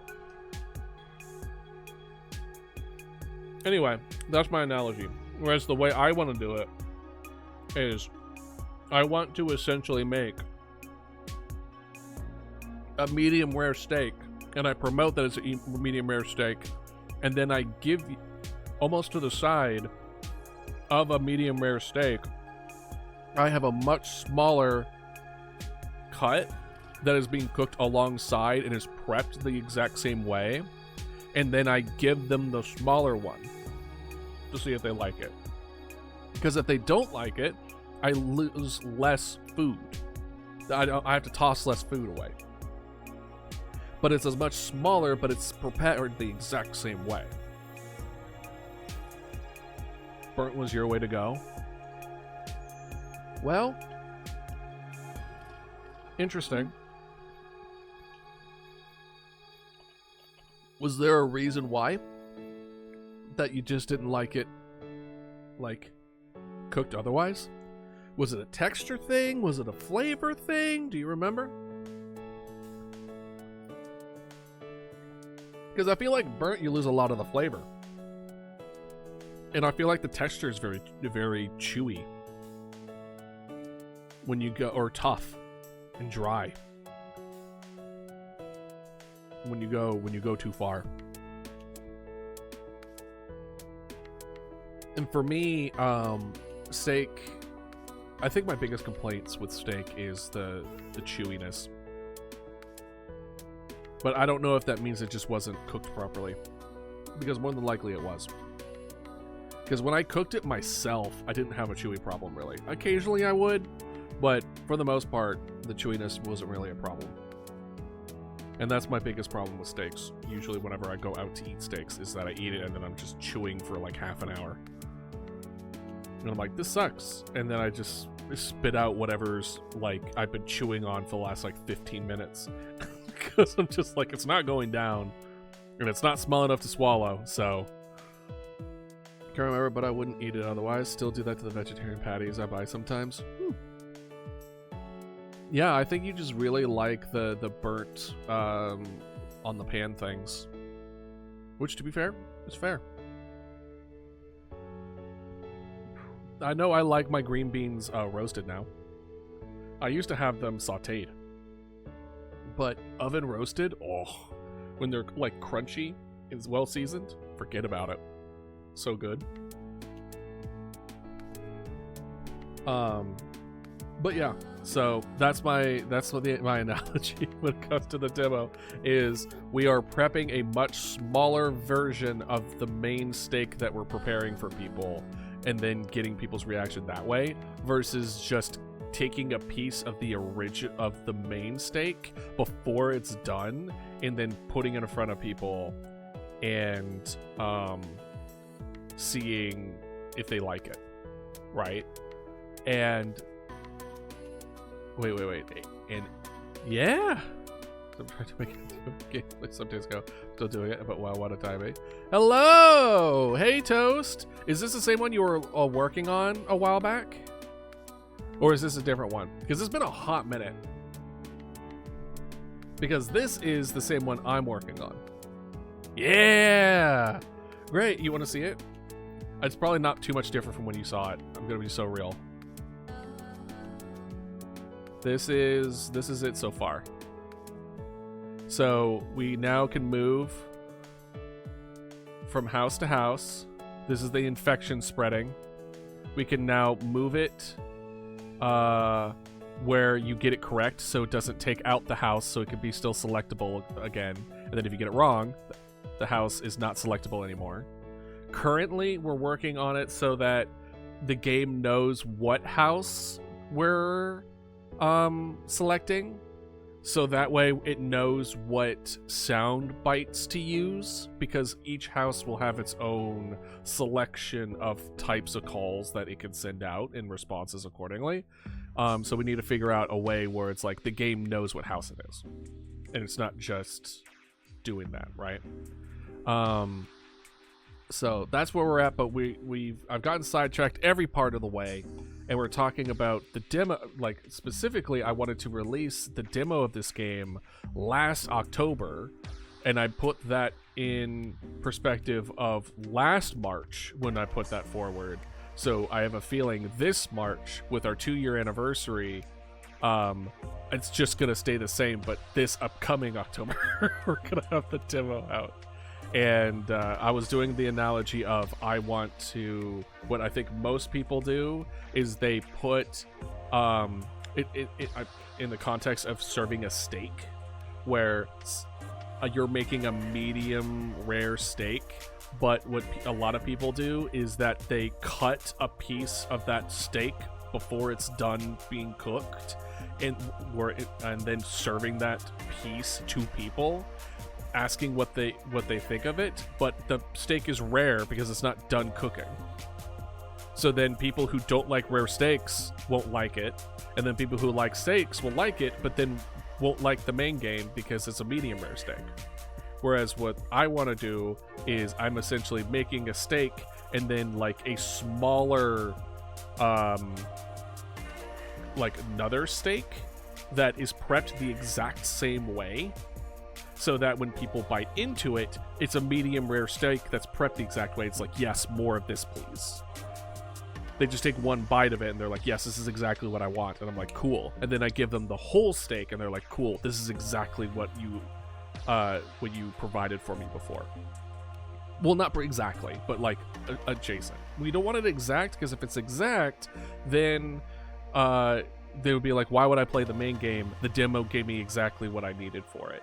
And our addressing that is the fact that the demo is going to be a prequel. And the actual game, the first voice that you'll hear in this house is going to be a voice from the demo. So people who played the demo and then the game will be able to get some like Easter eggs of like, oh, I know that voice. That voice was taken from the demo. That's awesome. And then people who played the game would be like, oh, I was like, I want to know more about what's happening here. Oh, the demo gives me more context. I'm gonna go then play the demo. So I'm rewarding people who do both, and I want people to want to do both. So I'm excited to like put that forward. And thank you for. I also think it was a decent analogy. I apologize. I don't have a vegetarian version of that analogy. I don't know what kind of vegetarian dishes that you would need to cook all the way through appropriately. I guess raw vegetables versus cooked vegetables would be equivalent. But I think even vegetarians know about steaks, so I guess it still works. All right, so how are we going to get it to know it? So we have a couple of ways to determine where the location. I also added an enter button that gives us the location via X and Y axis. So for a while, I think I was trying to make it happen. Coffee? A coffee analogy. See, I'm also not familiar with coffee. I don't drink coffee. I wish I did. I really wish I did. It would be healthier than drinking fucking soda. Tell you that much. But for whatever reason, it's Dr. Pepper instead of Coke. I don't know why. Something about it, which is funny because my mom loved Coke. Until she got diabetes and now she can't drink it anymore, but, you know. Yeah, I mean, I'm not saying one leads to the other, but I'm not saying it either. Let's see here. Yes. So, current location is this pig, right? Red Bull mixed between the two. Oh God, no energy drinks for me. None.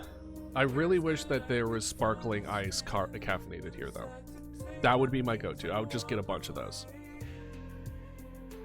But there isn't, so I do my best. You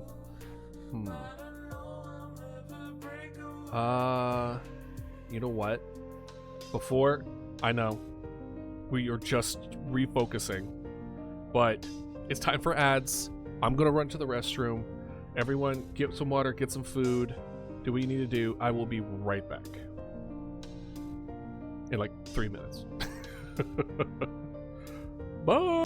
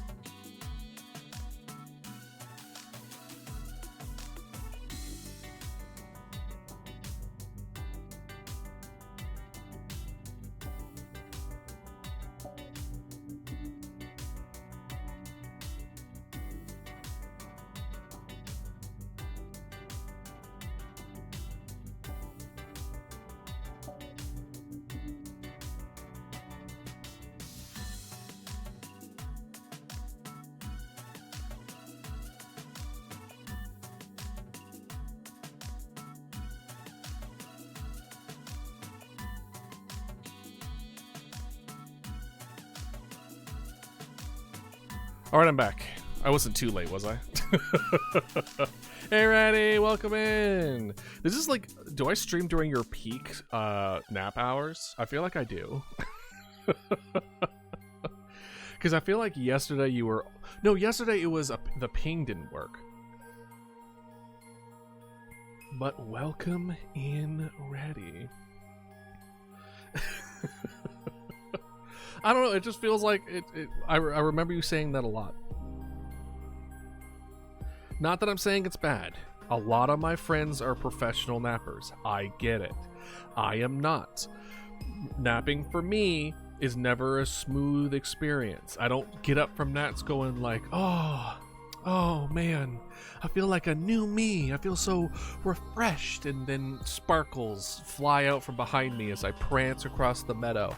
No, it's like, it feels like I've been flashbanged and I'm like covered in sweat and I'm just like, what day is it? And I'm like, oh god, oh. I feel like I've aged to like 97 years old, and I'm just like, oh, my bones hurt. Like it's not great. It's not great. Because I run hot, which means when you sleep, your body temperature rises, by the way. So like it just skyrockets, and a lot of times the rising in heat for me gets up to a level where I wake myself up because I'm too hot.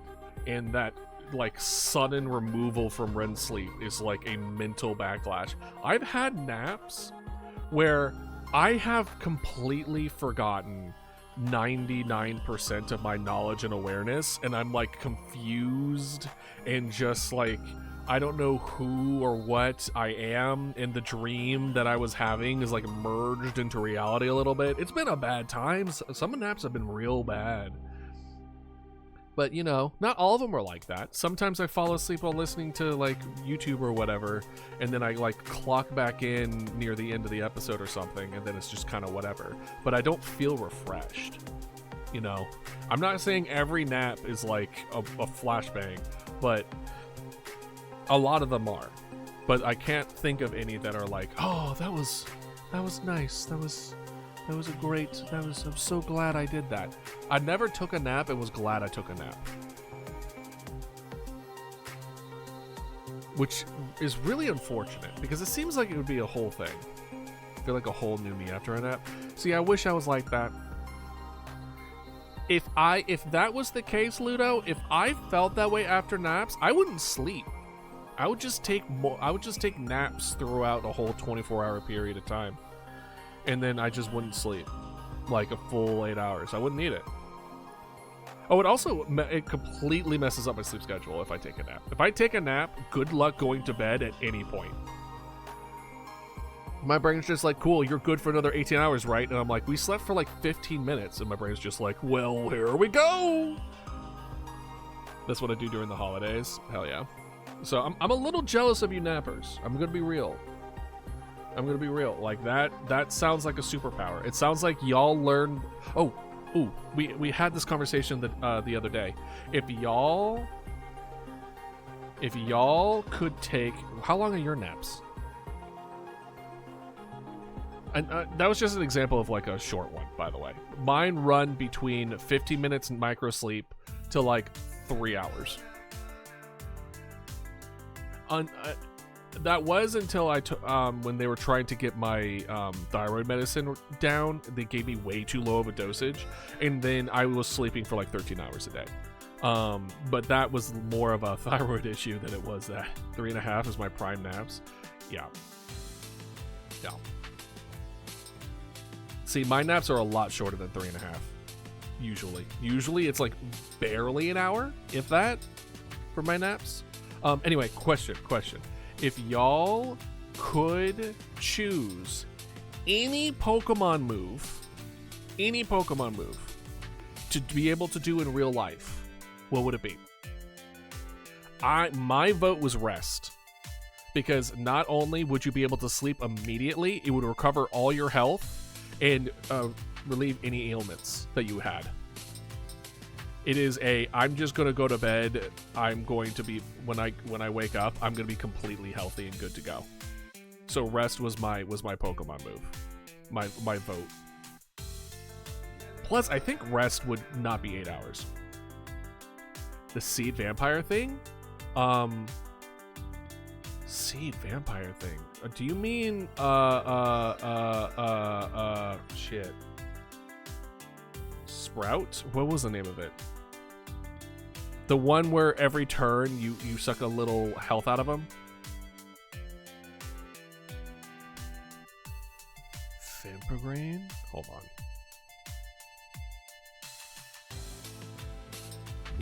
Seed vampire Pokemon move?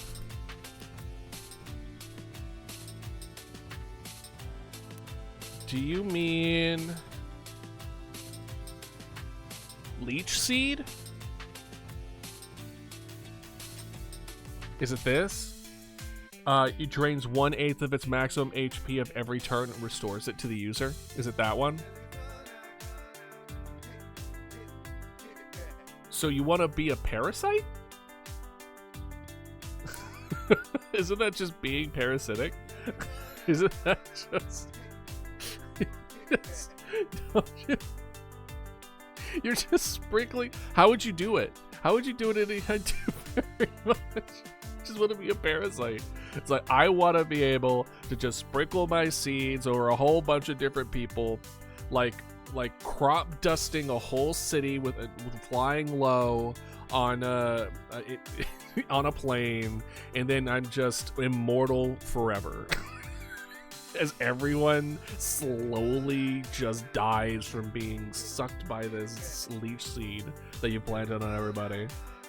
That's just villain. You're just a villain. Unless you would try to do it for something else. Really nice, mostly.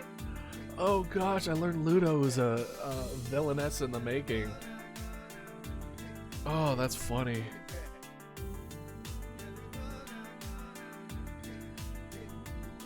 Oh, so well, right. You're a parasite, not a monster.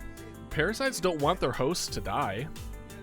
A lot of it is just a consequence, if anything. I take that back. Parasites don't want their target host to die, but they do not mind if the intermediate host dies. For those that don't know, the life cycle of most parasites is a lot of times there's an intermediate. Your spirit animal is a tapeworm. Oh, it would be.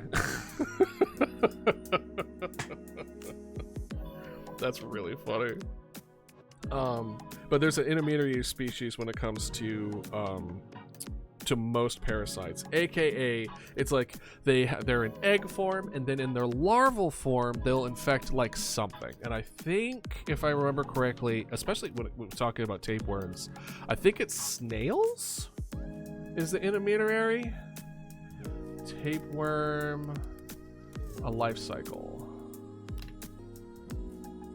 Let's see here.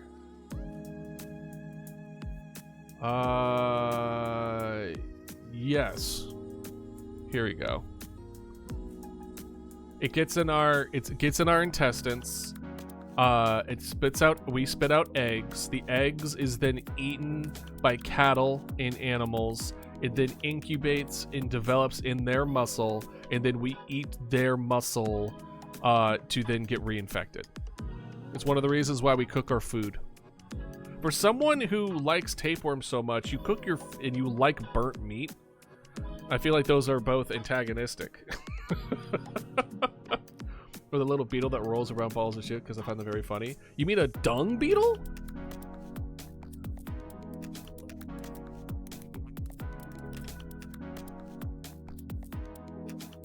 This guy? You could be any parasite. What would you be?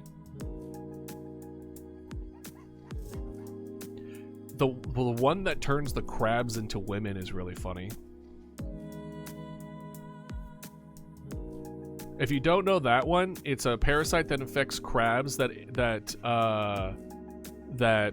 infect girl crabs. But if it infects a guy crab, it turns them into a girl crab. It's parasite that just fims the host.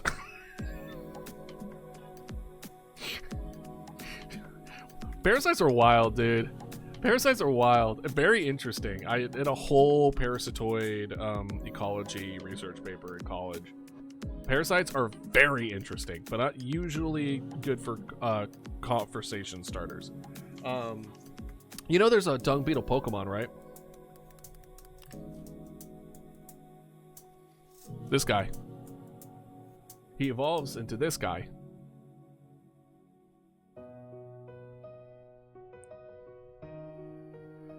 Oh, the multi with the eyes of snails. That one's really good. I like that one too. Snail parasite eyes. Yeah. Remember we were talking about Sunday?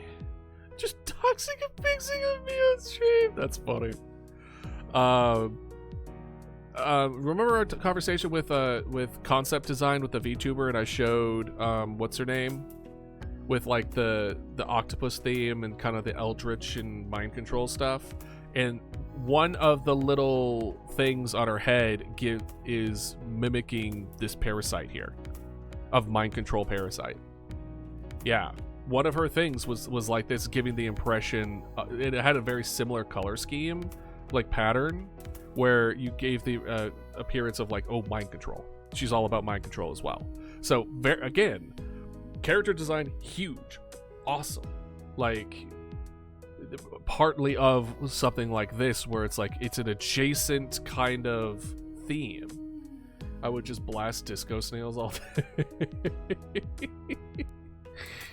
Oh my gosh. So true. Alright, okay. Would be peak life. I mean... Return to Snail is a first for me hearing about it, but I get it. And as much as I want to say return to Crab, us talking about the parasite that turns the crabs into girls, and now I'm less hesitant to say return to Crab. Not that there's anything wrong with being a girl. I'm just saying I'm comfortable in my skin. Which is a luxury that I do not underestimate.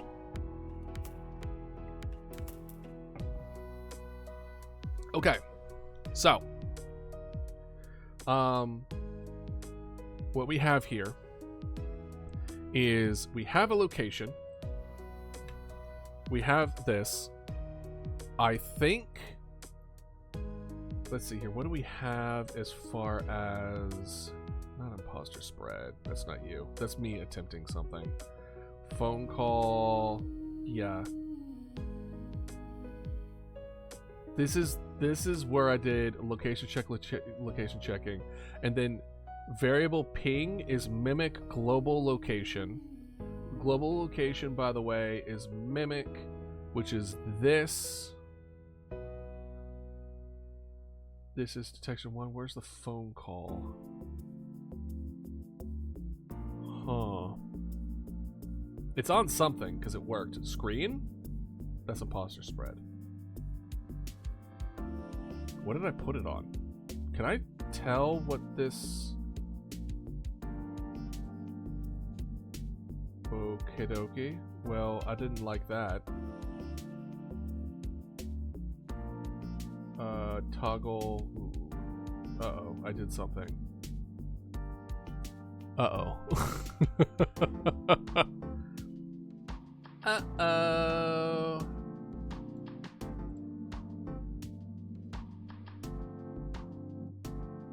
Where's the toggle?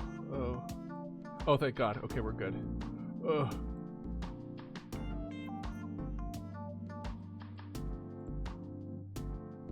So if I do print is now there, does it happen twice? Yeah, okay. It happens twice, it's fine. So here's the thing. What we want is we get the global position, and then I think we're trying match here, where if it's house 1, where variable house 1 is here. If the global position matches this number, then it equals house 1. If it's house 2 and it's that number, then it would say house 2, or the location is unknown.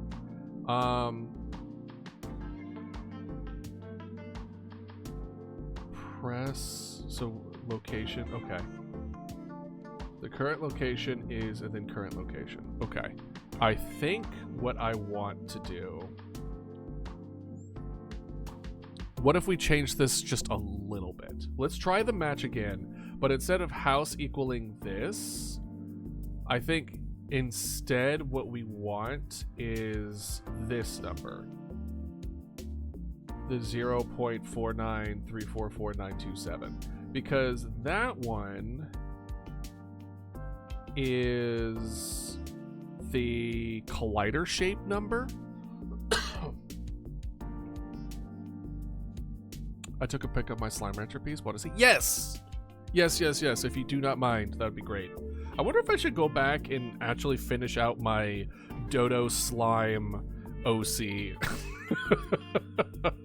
Like, did I show you that, Ludo? Did I show you my Dodo slime? Like, picture? Or pictures, like journal entry? I thought it turned out really well. I think it was really well done. I'm gonna be so real. It looks so official.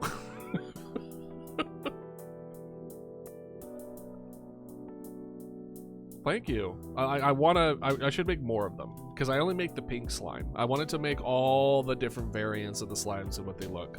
And all I did was just give them like emo hair and bones. So I guess I gave them, I turned all the slimes goth, I guess was my go-to.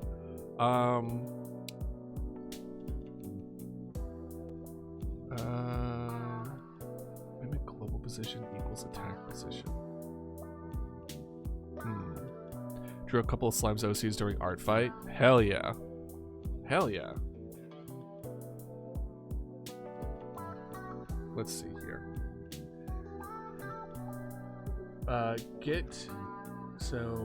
Let's see. So we get all the target. Let's see which thing that we're gonna want, right? So the way our spread works is we take target 1, we get 10 targets, right? Up to 10 choices that it could choose from. And we get the collider for each one of those. Then this is a resistance, a potential, you know what? We're gonna go ahead and just, that one isn't necessary. This is about target resistance, where I would want certain areas to be a easier choice than others. AKA, if you have the shopping center and general store here, it would be less likely to pick these houses versus just going into these buildings, right? Drew a couple, yeah. Then, you ever wonder why that one area on the map in Ark is so dang chaotic? A little bit, yeah. I assumed because it was just high difficulty. Target 1, I mean, this should be more than 5, right? This should be target 6, target 7, target 8, target 9, target 10. And let's copy this over here as well. There you go. And then pick random. Davis, Hyatt, and Scorpions somewhere. Sometimes Rexes. Yeah! Yeah! I mean, it's high level. Those Scorpions, though, one of the best mounts you can do if you want to knock people out. Just saying. Just saying. Grabbing one of those early is crazy good. That and the Frog. The Frog is also really solid. As somebody who was all about the kibble, I was all about the taking them out thing. Also, a drastic decrease in taming time because, my god, 3 real-life days for a Rex is absolutely ridiculous. Anyway, location choice, pick random, equals attacked, and then the gets select collider shape ID, get collider shape 1 of this? Why does that work? But it's like a walk away from one of the starting areas. Yeah. It's not one I would recommend to people. Gaming speed and settings, yeah. Yeah, no, I do too. Especially since they messed with kibble. They made it so that it's like small, medium, large, gigantic kibble now or something. Instead of one kibble being specific for one specific dinosaur. I liked the specific dinosaur one. I really did. It was like a puzzle, and it was like a almost like a skill tree level up kind of deal, kind of feeling to it.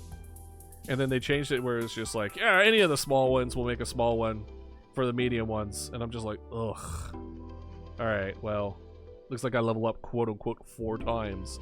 And I know there's going to be like one specific one in each egg group that would make it so that it's the easiest one to do. So you might as well just do that one the entire time, right? Anyway. Collider shape 1 to shape ID. And then if attacked is not null, then attack location is global position. So the global position is the location. And then you move the mimic to that location, then you set the collision value off, turn it red, update, then return if true. So the rest of this makes sense. It just basically says like, okay, cool, you move the mimic to the location of what you chose. So attacked. So this attacked global position is now attacked location, right?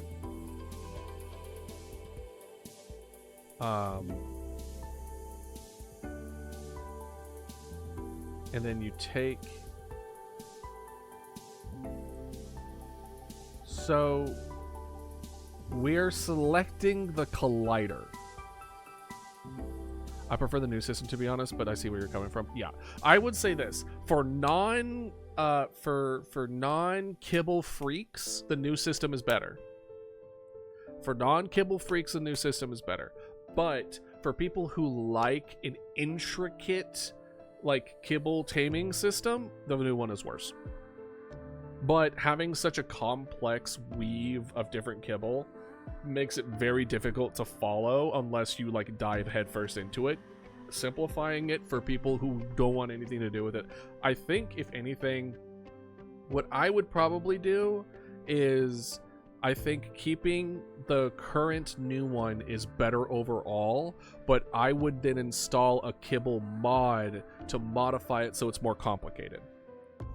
Also, I have a mod that adds the creatures from Survival Ascended to Survival Evolved. Ooh, okay. Is Ascended the sequel? Because Survival Evolved is the first one, right?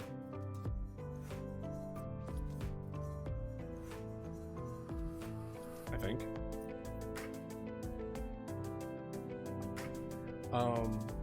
Ascended is like a remake. Oh. It doesn't run better. doesn't run better, I guess. So get collider shape equals shape ID. I think the shape ID was just a way. You know what? Hold on. What if we change this one to print attacked? Just to see what happens.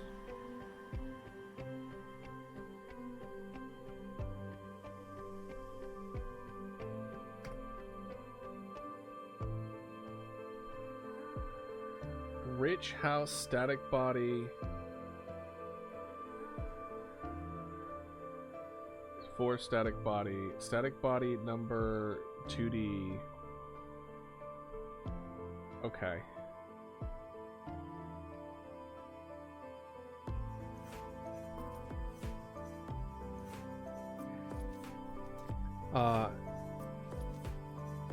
It's very controversial. How is it controversial? I have to know now. Why is it controversial? What does it do? Me full of concern. What happened?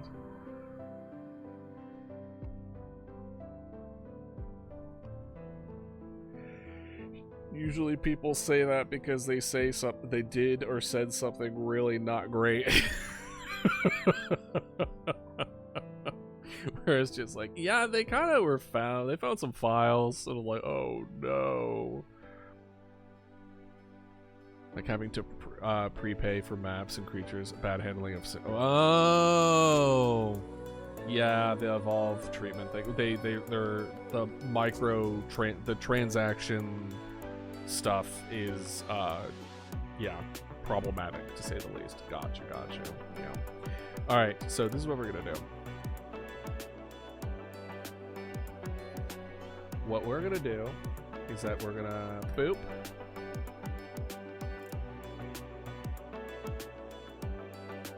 Can't find the value of the house because it's the first one. All right, so we're gonna take the static body here. And then what we're gonna do is go down to phone call. Very house 1 is static body 2D. Number blah.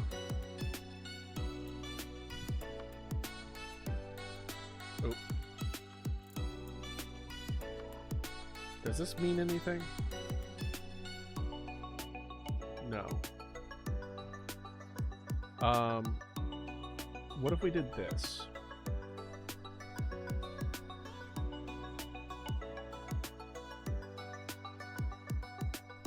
And then was this house 1 or 2? This is house 4. And then we refresh it.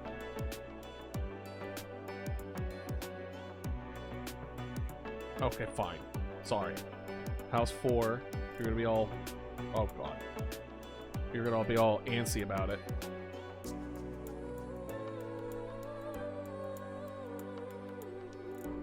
Fine. Now we're gonna save. Now we're gonna open it. And we're gonna cover all our bases from the beginning. Then we boop. That's a 2.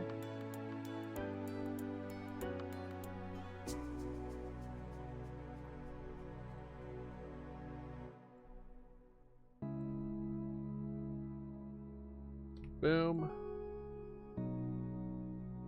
And then variable house 3 equals same dealio here. Oh, do I really? Please no. Oh, fine.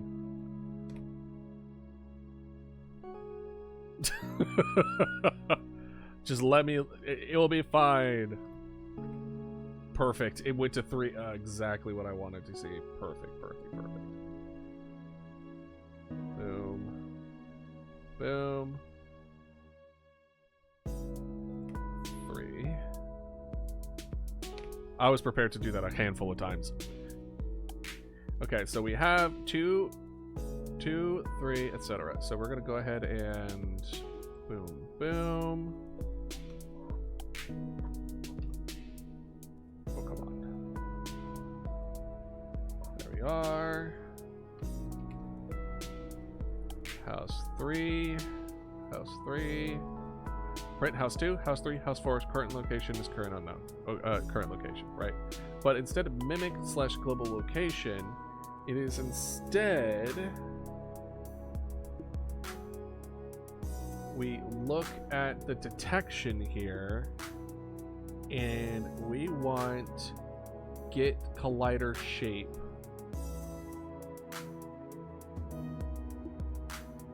What is 1 here for get collider shape? I think probably up self.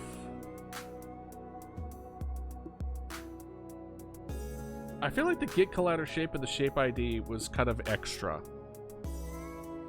I'm gonna be so real. So what we're gonna do is that we're gonna do both of this. And make sure things not broken.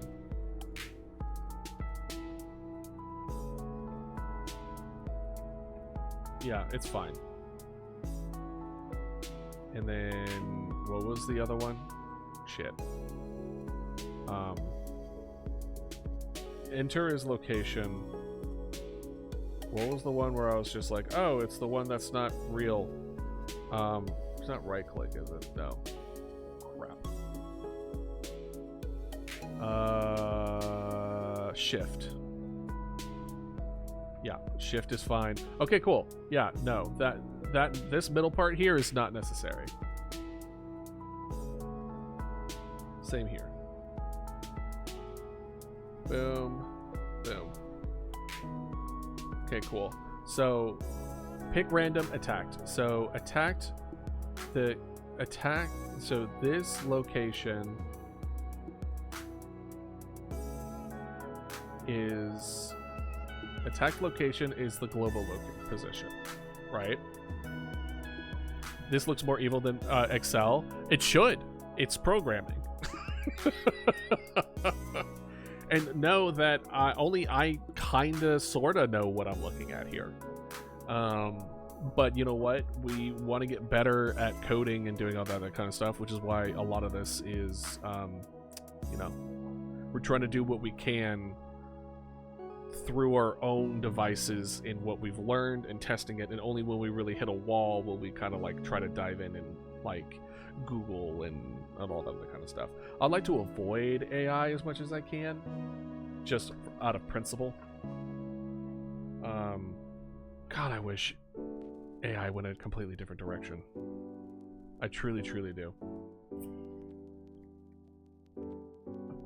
Because I want to use it as a tool, but now I can't even use it as a tool in a good conscience anymore. I can't even use it for the stuff that I think it would be really good at, because I feel bad. Anyway, let's see. So global position is the location, and then the location turns the. This is the one where we change the mimic global position to the location. Then we select the value, collision value to off. We turn the color, and then we force update. So, as far as hitting there, so it essentially scans around via the collider, pick it. Oh, AI is, oh yeah, no. At least the way that it is now.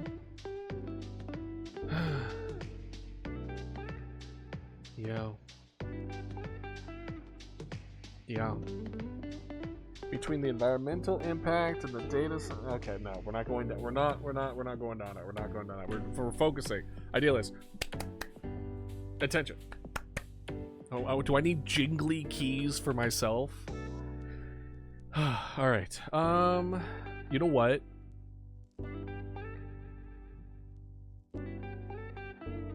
I'm gonna do something really funny. Hold on.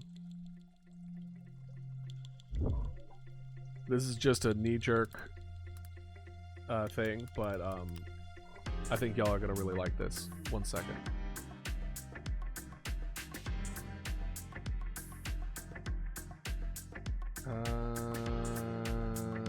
Honestly, that's fine. It's whatever. Log in with Twitch. It's so bright. Good thing I'm not showing you this. What we want is library. No, my alerts. Here we go. Do we have? We have 10 out of 10.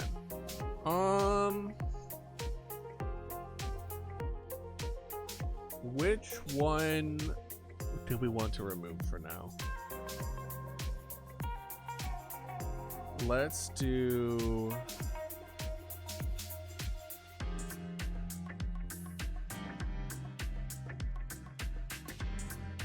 Let's do this one off.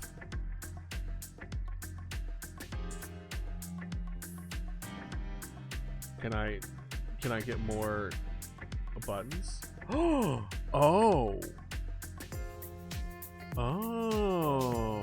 That's how you get more buttons. Okay. AM is arguably less evil than generative AI. I disagree with that. But I disagree with that. However, okay, we'll do delete that one. And then we are going to add another one here. Pacer test. Hold on, you might hear this, so I apologize. The Fitness Gram Pacer test is a multi-stage aerobic capacity. Sounds good to me. My favorites? No. My uploads? No.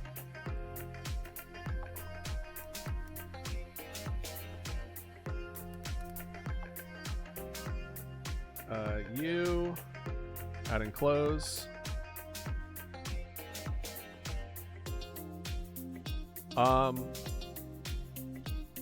Do you mean Am the story or Am the character?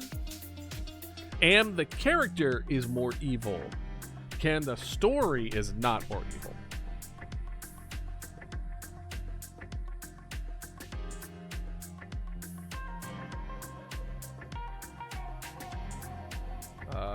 Sound/video.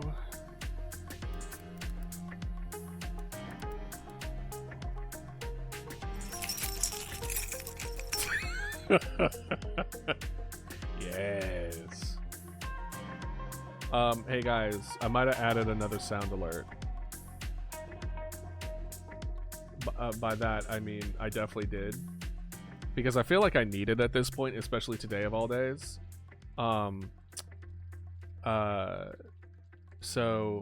For example, let's say I'm off on a timer and we talk about stuff.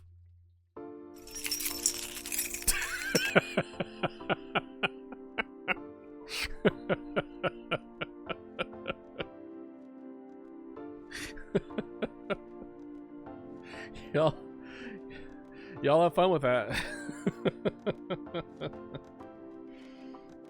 Oh my gosh. Y'all heard it, right? Just making sure that it came through. Oh man. And the character I can forgive because his story is so good. Yeah. But I mean, it kind of falls under the category of it feels in a similar category if evil, why hot? You know what I mean? It's kind of like you can, depending on how good someone or something is, you're willing to forgive a lot more than you normally would be able to. I guess that kind of falls in that category with you. It's like, I can forgive Am and the atrocities it's made. No, you're good. I'm fine with, I don't mind you yapping. Yap away. Just wanted to make sure y'all even heard it, that's all. And the character, yeah. So no worries. No worries. What we want is we pick random, and then that equals the attacked, and then the attacked global position. I think it's the get collider here.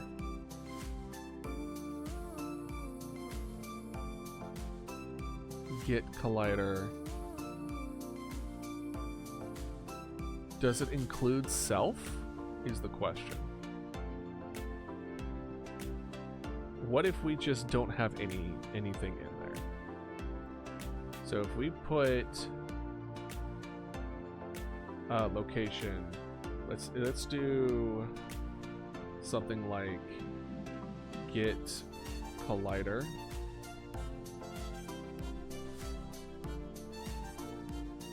Oh, underscore? Did I not do it? No.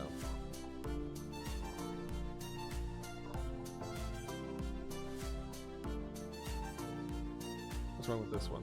Get collider. Do I need to do this? No. Okay, so variable ping equals get collider. Get collide. No? Why am I able to get collider here but not here?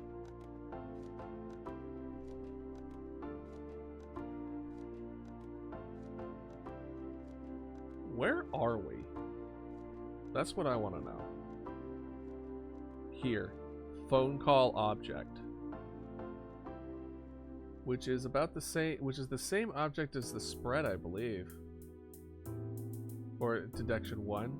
Ooh, oh, okay, I get it. I think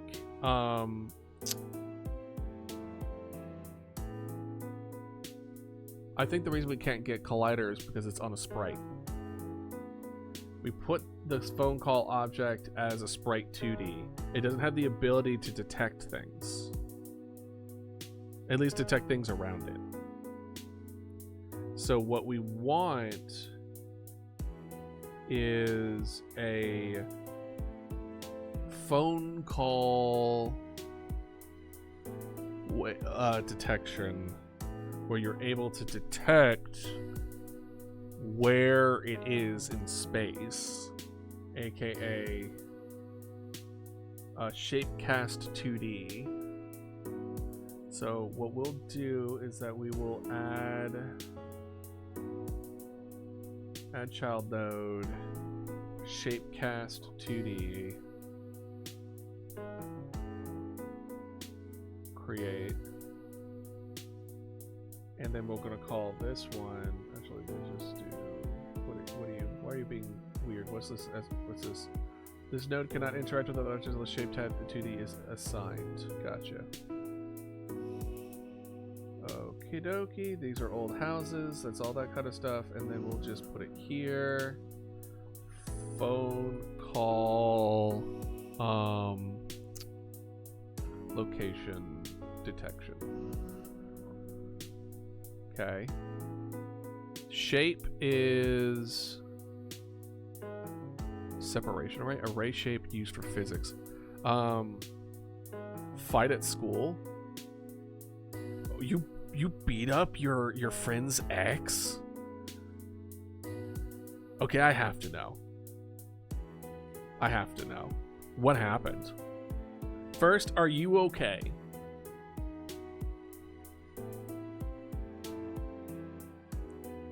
Are you good? 2 other people, but there's a video. Oh, you got me. You got me. Well, I'm glad you're good. That sounds like high school to me. Maybe that's just was my high school, but at least the one when I moved from Florida. The second high school I was in. There were a lot of fights. There were a lot of fights. Okay, New World Boundary, half-plane shape used for physics collision. Lines used for physics collision. Is all these for physics collision? Two-way shape used for physics collision, but that tries to separate itself from any collider. So this is a circle shape. Half-plane shape, aligned segments. And then these are just weird whatevers. The X called someone a slur with the hard R. Ooh. Yeah, that would do it. That would do it. That would be enough. That would also be... that kid is probably not coming back. If they managed to somehow get that out where it's just like, oh, not only was he racist, but also high. Neither is something that I imagine that the school is okay with. That kid is gonna struggle, I imagine. Good luck with the GED, I suppose. If I knew about the whole GED thing beforehand, I probably would have tried to taken it before I graduated high school. Because I think you're allowed to do that. Or maybe you have to be an adult. I don't remember. Harris and the vice principal and principal cornered him. Oh, he tried to like bail on top of that? Bruh. That sucks. Detach script.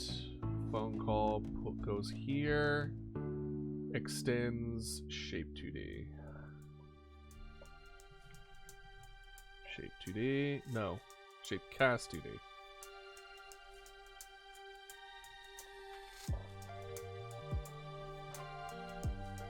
There we go.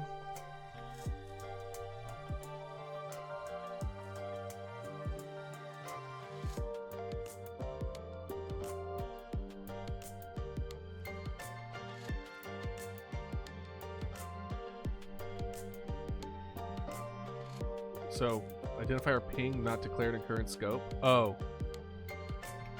There. I was worried. I was like, wait, we can't use match? Literally went, yeah, I beat someone up. Dude, you did not get a single hit. I always hated those kinds of people who just kind of was like bragging and lying about that kind of stuff, where it's just like, what do you get out of this? Who do you think you are? You think we think you're cool now? That's not how that works. So, I'm glad that you are under the impression that that shit is cringe. So, good on you. Hey, Foxy, how you doing? Welcome in, welcome in. You know, I'm not saying that you should do this, Foxy, but it's been a hot minute since you've done a horseshoe redeem. Just saying. Like, I'm not saying that, you know, you should do it, but I'm also not saying that, you know, I'm just noticing a pattern. I'm just noticing the train of the desire to do it is it's not there, it seems. It's unfortunate.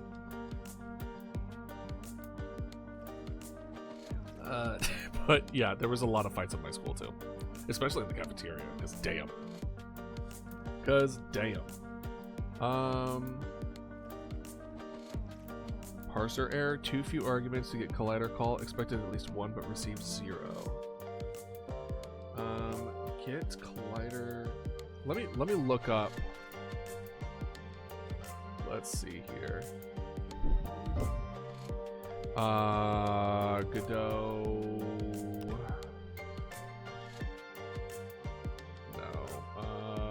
Not assets. Where's Godot? Frickin'.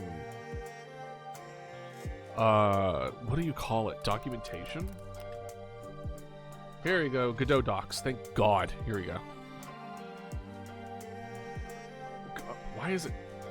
No. Don't do that. What? No.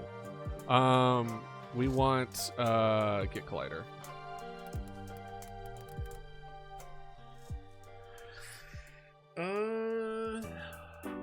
Actually, we'll do this. We'll do shapecast 2D.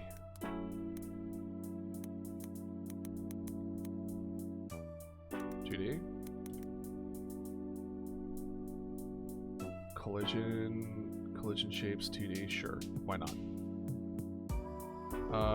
Circle shape 2D, collision vertices, blah blah blah blah blah blah blah. Oh gosh, fine. Get collider. I don't care. Hey Geese, how you doing? Raycast 2D, shapecast 3D, shapecast 2D. Here we go. Here we are. Oh my god. Just going through the documentation currently. I'm trying to get the collider of the object as a oh wait, it's not attached to anything.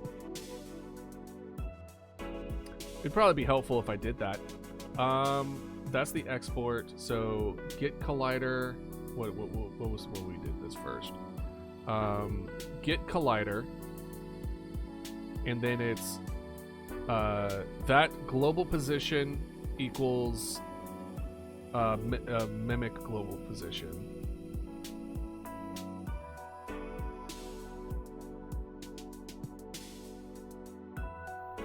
Why do I feel like this should be on the Mimic?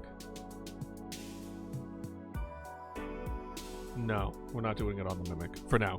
It is an amazing day. Got a project for my professor at a deadline. I'm no longer bored. Hell yeah, geese. Hell yeah.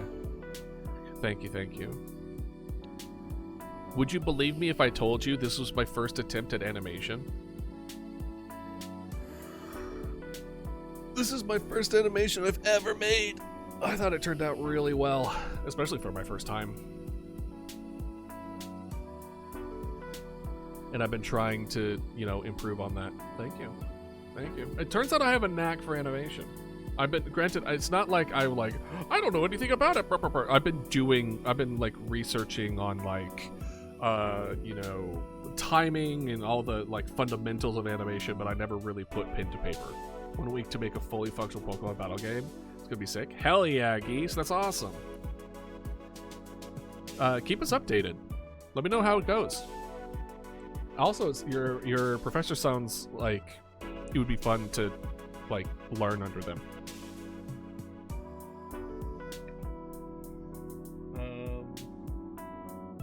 Except we'll probably switch this. We'll probably do Mimic global position equals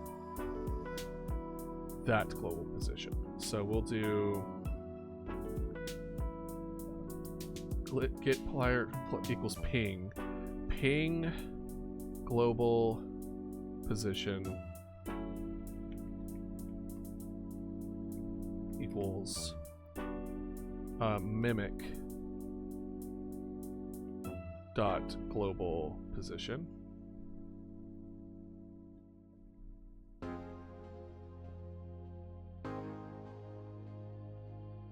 I don't think that is gonna do it. What if I did get collider Mimic? What if I did that?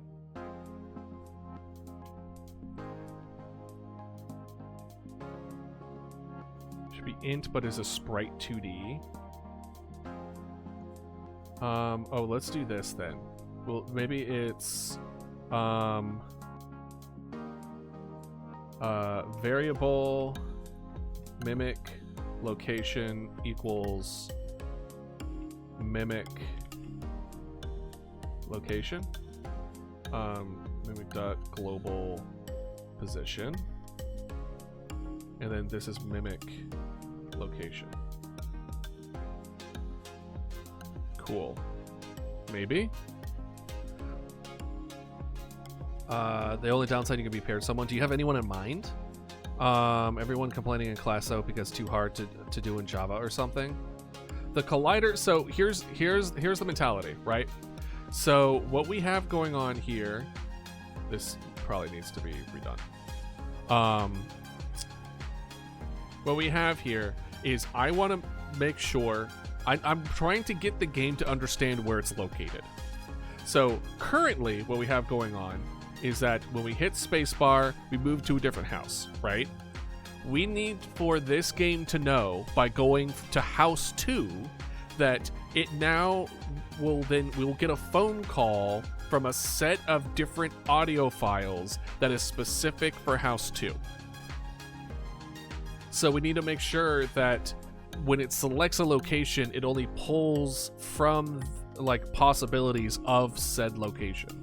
Instead of it just being a random house that you'll get a random call from an assortment of audio files, we need to be able to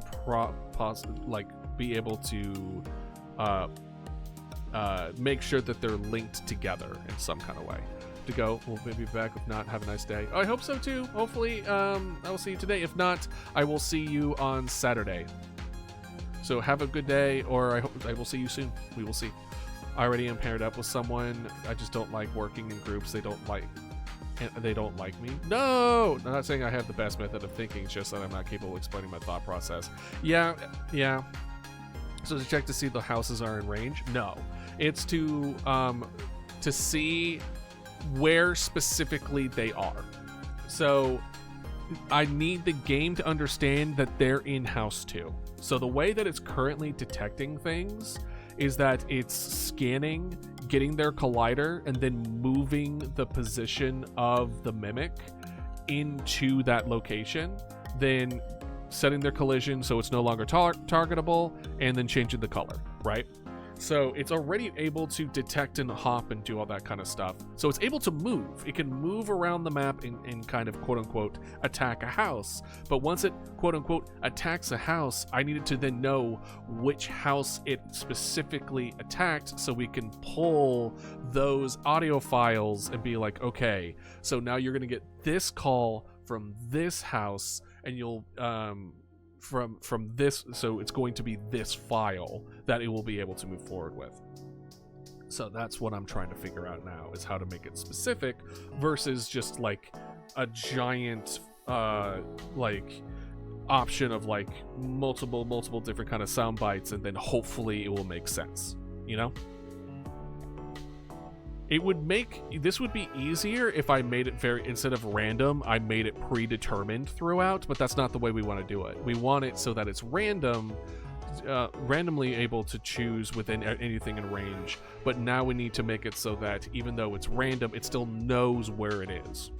Because currently though it has a global position on there, it doesn't equate it to like a restriction. So that's what I'm trying to do here, where it's just like, cool, I'm gonna see if match might work here, where if house 2, if ping, if the getting the collider of the location of the mimic, oh no, I don't think that's gonna work, because this is the shape ID. Because I was thinking, well, what if, because what we get here, what we previously got, is that we got the collider of the target, and then change the location, and then by setting the collision layer, we've already now gotten the collider information of everything, so we should be able to interact with it. So that's what I'm thinking. This is the shape ID here, or the collision ID? I don't remember. Anyway, I'm hoping this works.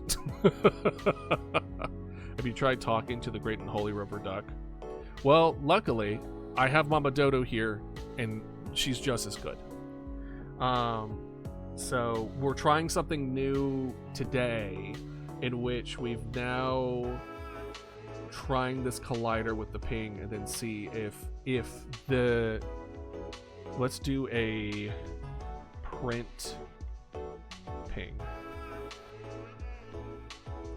Make sure that it's good. I think location check is enter. So let's see how this goes. So we hit. Oh, it skipped. It skipped all the way to 4. Okay, hold on. Okay, it's at 4. It broke. Okay, so not how we want to go about it. Invalid copy global position is on a base object of type of nil. What do you mean? Oh wait, did I not do it? Ah, yeah. Boop. There we go.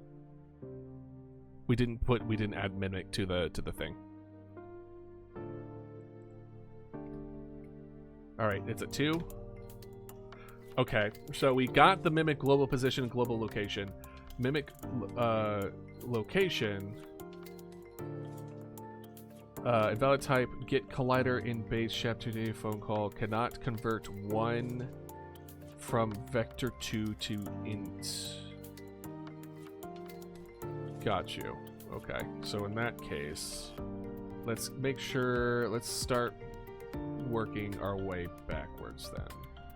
What spits out here?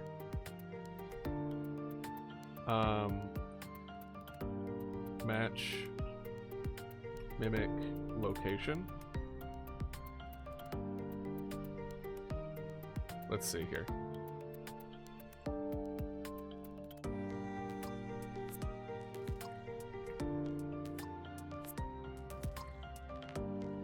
And then boop. Okay, it's 180. Let me do this.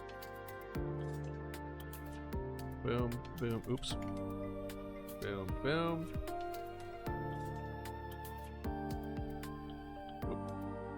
Nope.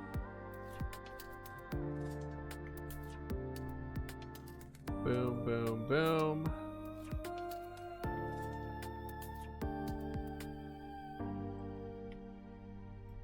There we go. And then this one, what is this? House what? House 3? House 3 is 100,80. Do I need to do quotations for this? Probably. Oh my gosh, come on. Calm down. Calm down. Calm down. And then now we do the same. See if we get 3 right away, that'd be great. Nope, we got 5. Okay.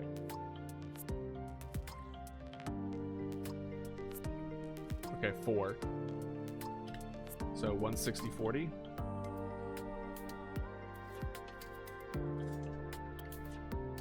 Because this was the original guess, but I have a feeling I didn't get the global position and move things accordingly.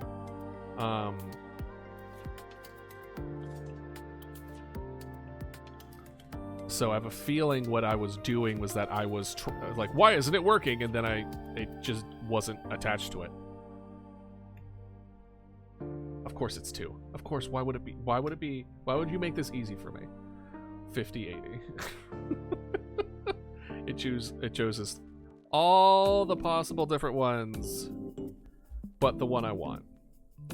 This is house 2, this is house 3, this is house 4, this is current location. If it can say what house it is, nope. Nope. Even though it's at 50/80, 50/80. So mimic location, the mimic global position equals mimic location. Mimic location, which was printed here, which is here. If the mimic location is the same as house 2, I'm assuming that's how match works. We're gonna double check. You know what? Let's double check it. Let's double check it. Match. Match is the statement used to branch execution of a program. It's equivalent of the switch statement found in many other languages. That doesn't mean anything to me because I don't know what that is. Match is more type strict than the is equals operator. For example, 1 will not match 1.0. The only exception is string versus string name matching. For example, string hello is considered equal to and hello. So, crash course people who are familiar with switch. Okay, crash course who are. How about crash course of people who aren't? So the literal pattern matches literal. So if you match X, where X is 1, then it's we are number 1. If it's 2, it's better than 1. If it's test, it's oh snap, it's a string. Expression pattern. Identifier or attribute access. Float a text array. Wildcard. This pattern matches everything. It's written as a single underscore. Oh, right. The single underscore is what we have here. But essentially not here, but there's further down, there's like, we can add a variable where it's like, cool, the variable is blah, and then we can say where it is, right? Binding pattern. Yeah, this is what we have for the third option. Array pattern matches an array. Every single element of the array pattern is a pattern out of itself, so you can nest them. The length of the array is tested first. So if very specific array, variable start, okay. Dictionary pattern, where then if they have their name,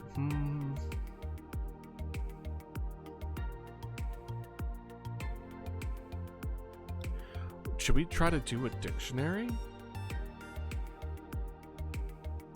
Because here's the thing, if we do it, because the idea here is if this works, right? If this works, where it's just like, cool, we now understand we're in house 2, we're in house 3, we're in house 4, etc. And it works. What that then means is like, cool, that means if this is now house 2, then we move forward with these options here, right? If house 2, there would be like another one that we'll do that is like play audio files or whatever, or like make text appear on the screen and just be like, cool, this is house 2, phone call, yes or no, like that kind of deal, where it's just like, cool, we're trying to make the, because I think right now we're just trying to make the phone call. We're trying to make it so that it knows which house, what it came from inside the house, but how does it know that? And it knows specifically how to do that.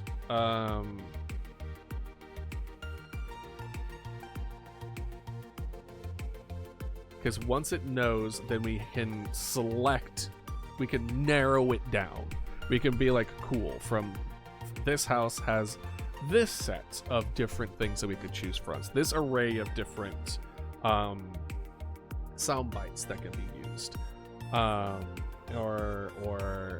And then it'll decide how to go about that. So that's why I thought match would work. Every sub pattern has comma separated.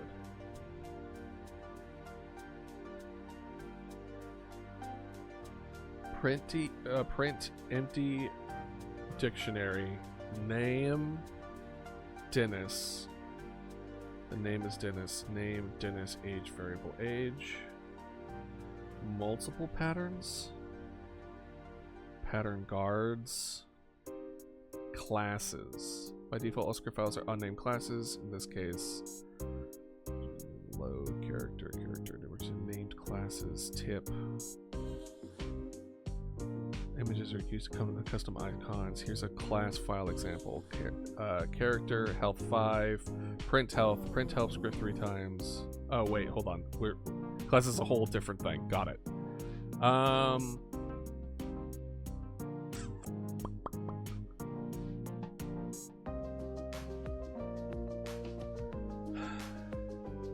The problem is, I feel like the literal is what's killing us. I think it's because we're moving forward with the idea of like, oh, it's literally this. House 2, if house 2 is this, which it is, at the very least I thought so, because when we print the location of where the mimic is, and we see it be this, like literally I'm copying it right now and then pasting it here. Let's see if there's any difference. Nothing. No difference. None. Yet when we go back here and I hit enter, it doesn't say, it's not matching it. Match the mimic location.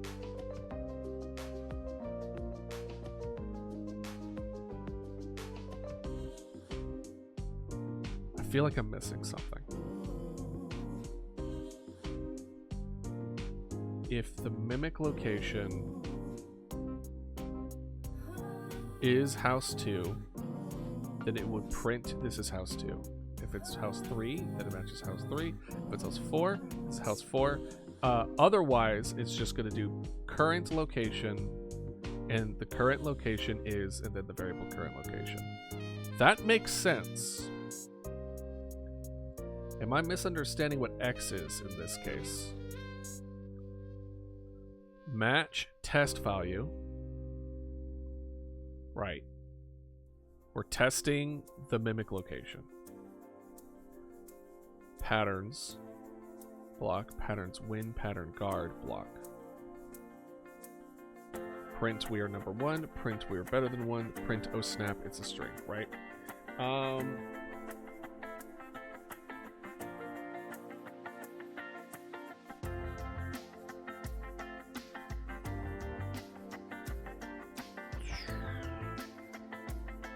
Which is why we wanted to switch things around.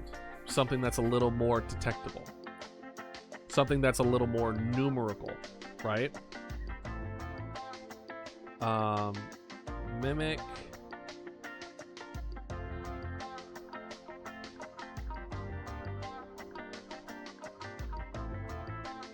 Which is why I kind of wanted to do the Get Collider.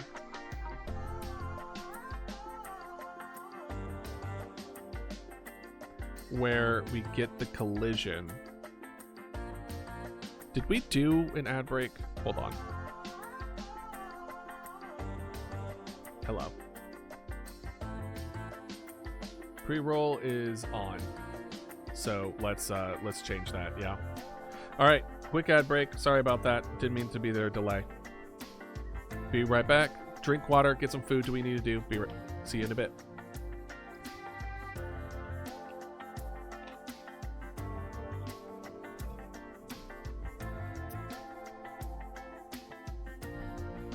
Cut.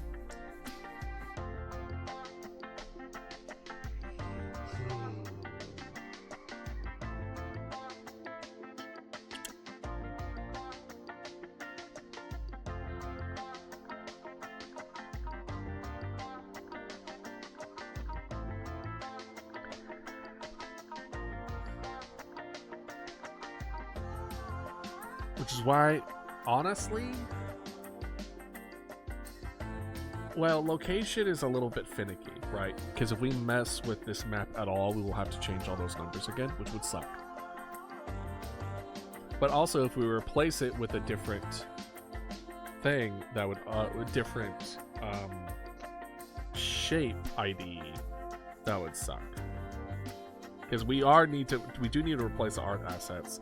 So I think Collider is our best thing, which is why I wanted to be like, okay, well, mimic Collider. We could replace position with Collider and then be like, okay, cool.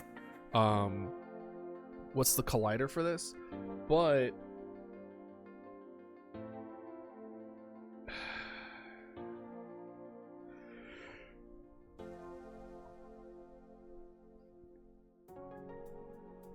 see, get Collider shape. Okay, so attacked. So we got the Collider, right?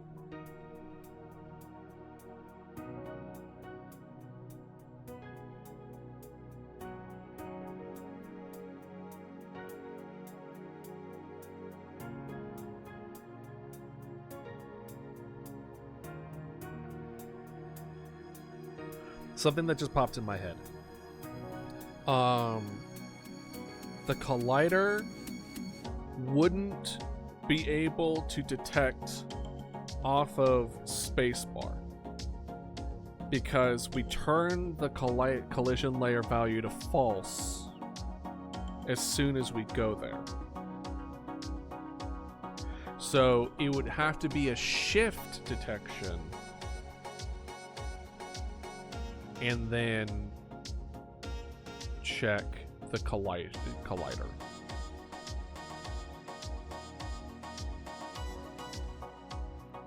So,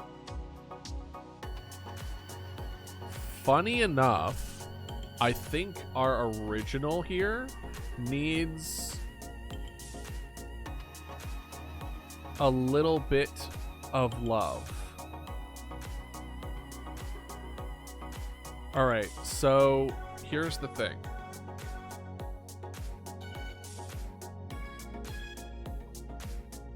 Because, so, for those that weren't here,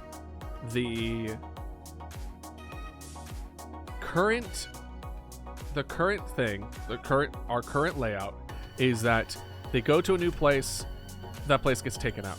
This place gets taken out. This place gets taken out. And then we also have an option of it's not taken out. You were right. Yay! You don't, but it won't select it again, but it's not removing it from the pool. Here's the problem with that mentality.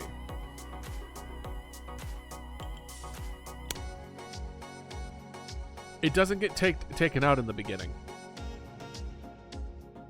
When it transfers to a new location, it triggers a call. It doesn't contribute. It doesn't fail until you make the wrong choice. I've reversed the order here a little bit. So what we need is here,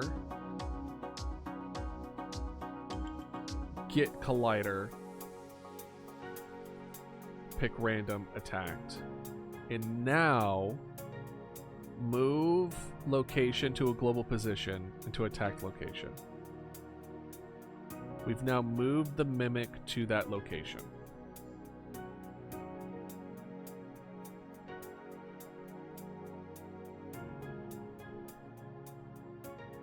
And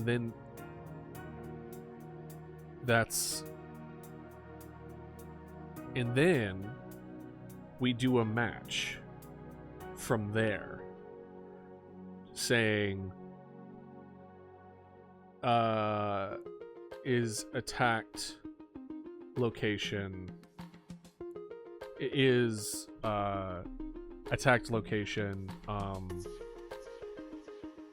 equal to this, or this, then spit out blah. Right? And we're just basically saying, hey. And I think I'm gonna do what I would consider like different script for every house. Not script in the sense of like narrative script, because obviously narrative script, but in the sense of like one of these scripts. Instead of just having one giant script, we would just have like a one for each of those houses, and then it'll be like, cool, it'll go to this location, or then go to this location, and then it would go to that location. Maybe. Because I don't want the detection to have every single little bit of everything on here. That feels like I would lose track of everything so quick if all the stuff I needed to interact with is just in one area like that. So let's go ahead and stop that. We'll do... What we'll do is this. We'll separate this out a little bit. There we go. There we go.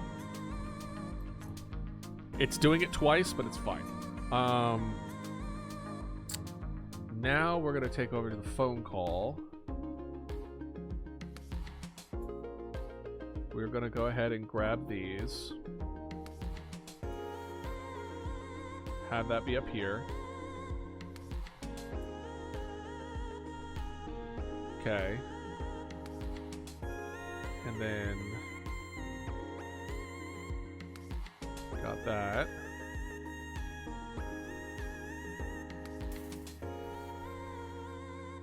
Match. Instead of mimic location, it is attacked. Dot global position. If attacked plus global position is in house 2, 3, 4, or etc.,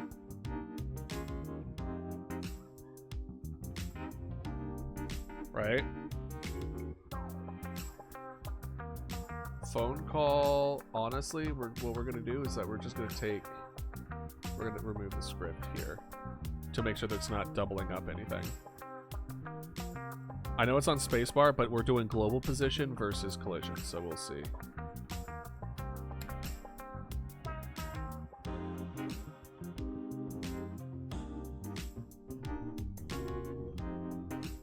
Invalid access to property or key global position on a base object or null instance.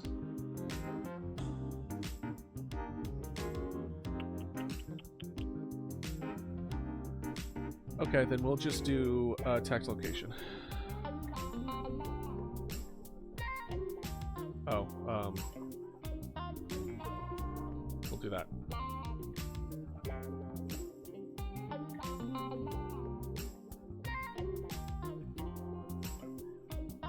Why are you giving me an error?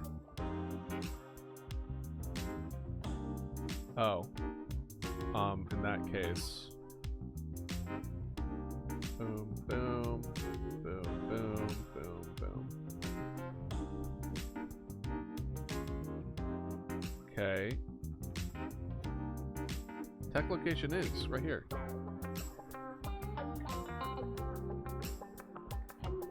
Oh, there it is.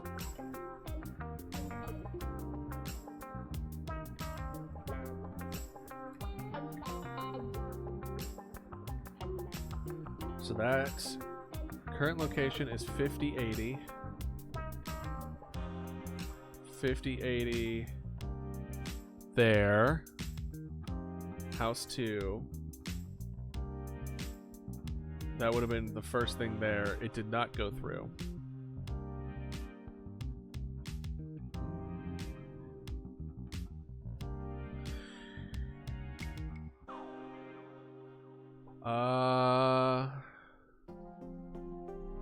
Let's get this back out. We'll go until we get our script back on there.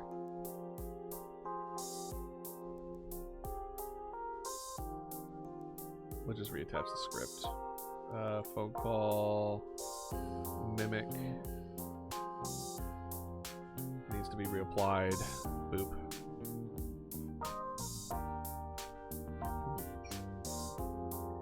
So yeah, I don't think. Just leave that there. Leave that as it is. I don't think. But I am positive with this one where having it transferred and then fail immediately is not the way we want to go about it.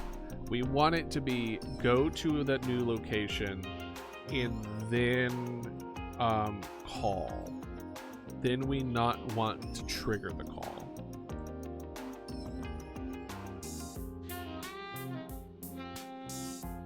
Do we want to do the phone call trigger before knowing whether or not it knows where it is?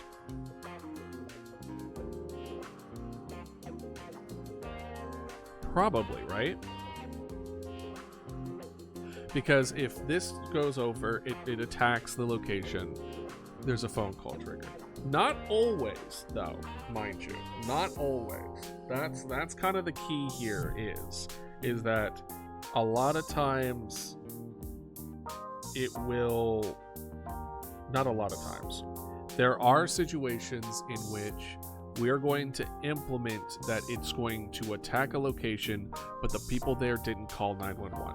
And again, the reasoning behind that mentality is that depending on the situation at hand, depending on who the mimic is trying to pretend to be, there is a chance, not in the sense of just like it's rolling the die.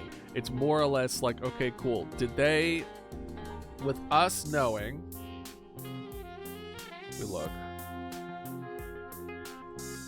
us knowing that this Rich House 3 and Rich House 4 or 6, they're really good neighbors, and then 3 gets taken out, and then it's going to 6, then we go like, cool, we're gonna code so that it's like, all right, cool. What are positive relationships? What are negative relationships in relation to different locations?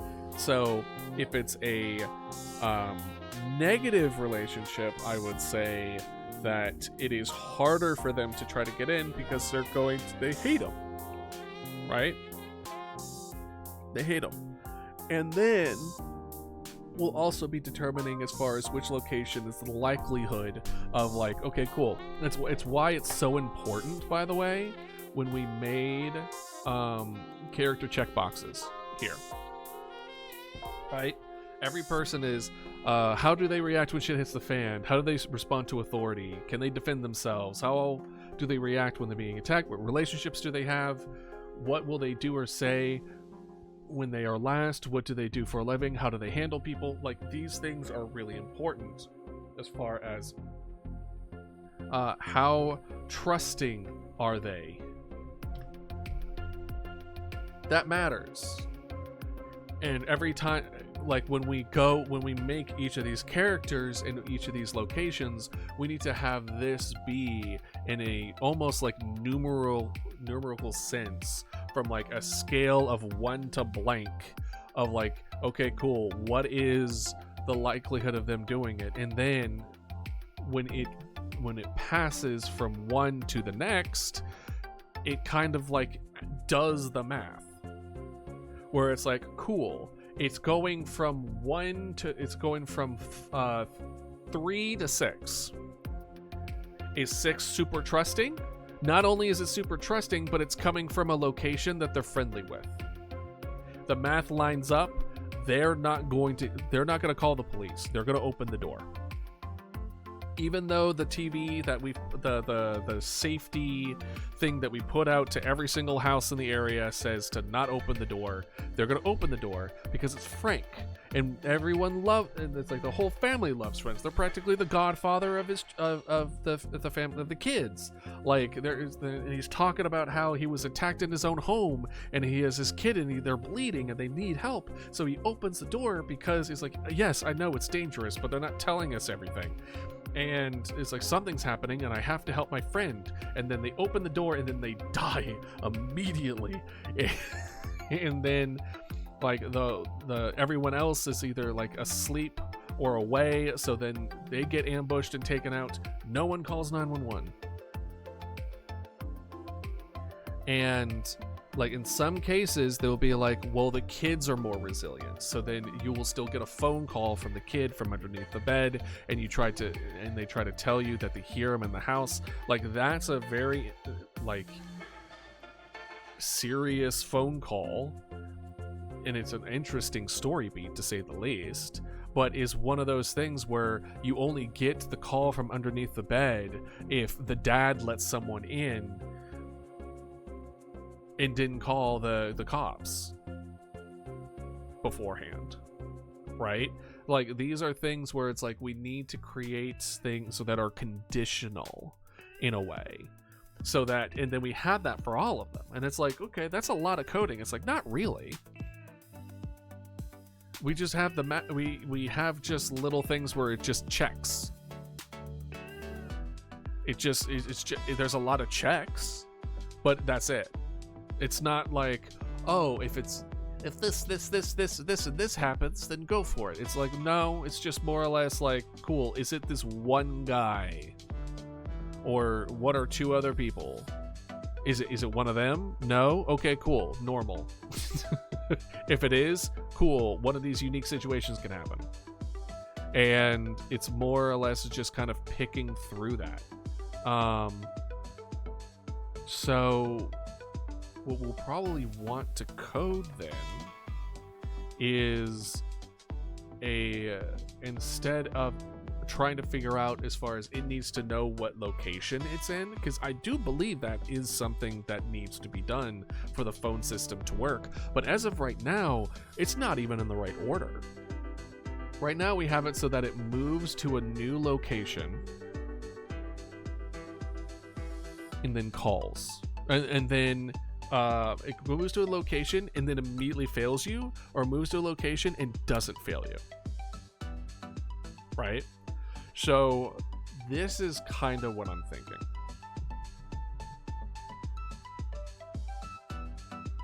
I think instead what we need to do is go and make it so that the phone call, like, this place gets attacked, global position, it goes attack location, mimic moves to global position, attack position, stop. I do think this should be a full stop here.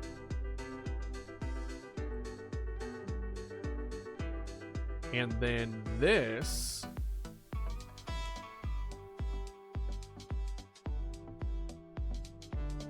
kind of like that. And then this is a function failed.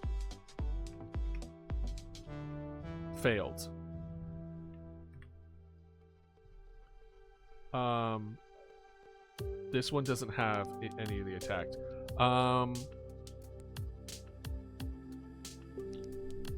Crap. How see, now we're back to kind of square one, where it's like, okay, cool, we moved to the position. How do we get the position again?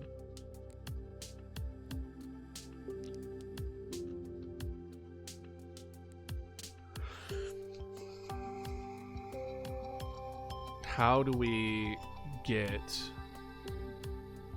the attacked value again, right? Because right now there's no such thing as attacked. I don't think.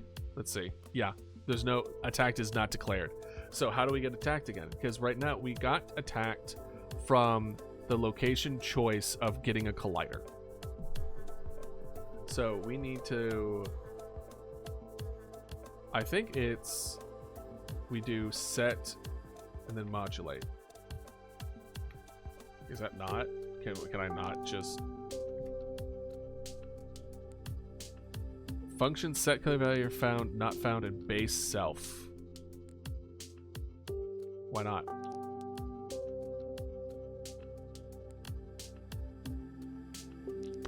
Oh, then let's do this. Let's do mimic set collision layer value.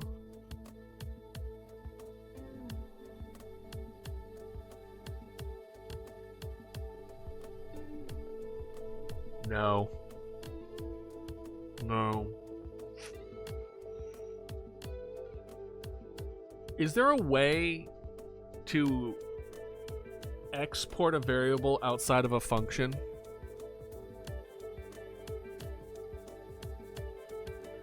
So it's like, if I have this attacked here, can I just like get it so it's just like, cool, if it's attacked, cool, and then we export attacked.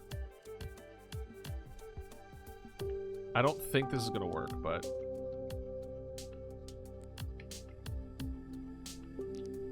okay. Is that a thing? Oh, here we go.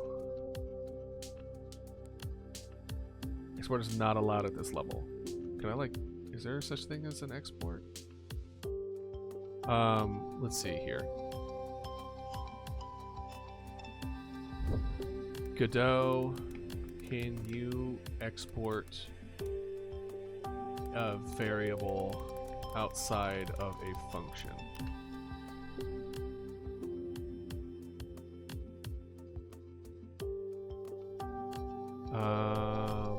I have declared 2 export variables I want to control in this inspection. Then under the declaration, I have declared 3 variables that I want to be accessed by all functions within the script. You have to create a custom setters to modify the values of other properties after initialization. To have this work in the editor, these need to be marked as tool scripts. There are more complex ways to handle than using inspector plugins if you're getting deeper into custom development tools. Okay. Putting the value in the inspection does nothing. Anything would change the default size. Grid size 5. The variables are never redeclared. Variables are also never reassigned. They are simply referenced by multiple functions within the same script. After every change, I have saved and rerun the program. Let's see this. Properties, setters and getters.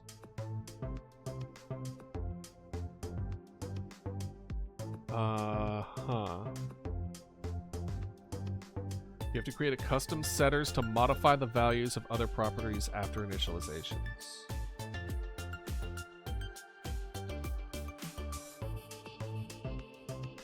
To have this work in the editor, these need to be marked as tool scripts. What is @tool? Is a powerful line of code that will, when added to the top of your script, makes it execute it in the editor. You can also decide which parts of the script execute in the editor and which in game, which is both. You can use it for doing many things, but mostly useful in level design for visually presenting things that are hard to predict ourselves. Here are what use cases. If you have a cannon that shoots cannonballs affected by physics, you can draw the cannonball's trajectory in the editor and making the level design a lot easier. If you have jump pads with varying jump heights, you can draw the maximum jump height as a player would reach it to jump in one, while also making the level design editor. Hello, Ludo. We've officially reached the point in the coding where I have no idea what I'm doing, which also means that y'all will also probably have no idea what I'm doing. Long and short of it, I'm trying to make something separate here. The way that functions work in this is that it's almost like its own enclosed space where things happen, and I'm trying to pull something that happened in here and put it into here, and I don't know how to do that. So that's what we're learning.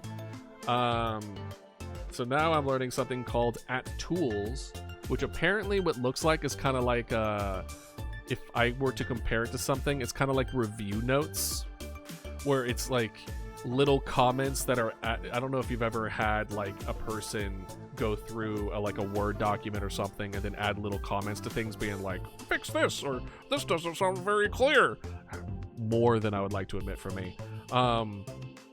But it's not in the final version, but it's something that in the editor you see, and then outside in the real game you don't see. So okay.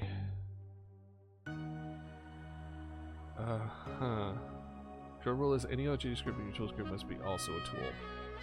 Okay, so there are many complex ways of using inspector plugins, but if you're going deep to custom developmental tools, inspector plugins. Oh, setting up your plugin. Oh, bro, I don't know if I want to do that. I don't know if I want to do that, my guy. See, this part is like, they're simply referenced by multiple different functions within the same script. Like that's what I want. Is like they're simply referenced again and again and again. So I want within a function to bring it out of the function and then to be used in other functions. As long as it's in the same script. That's what I want. I want to be like, okay, cool, attacked. We got attacked. Attacked is here. We've moved the mimic location there, sweet. And then I want a different thing that says, okay, cool, we failed. We failed at beating the mimic. Now move to a new location. It's like, I want you to turn off the previous one and then move to a new location.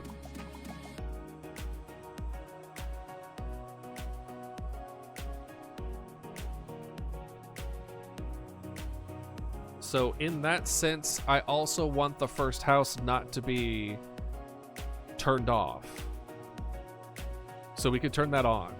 Because I think we have it automatically off. Because it was like, that makes sense. But now it's just like, no, not quite.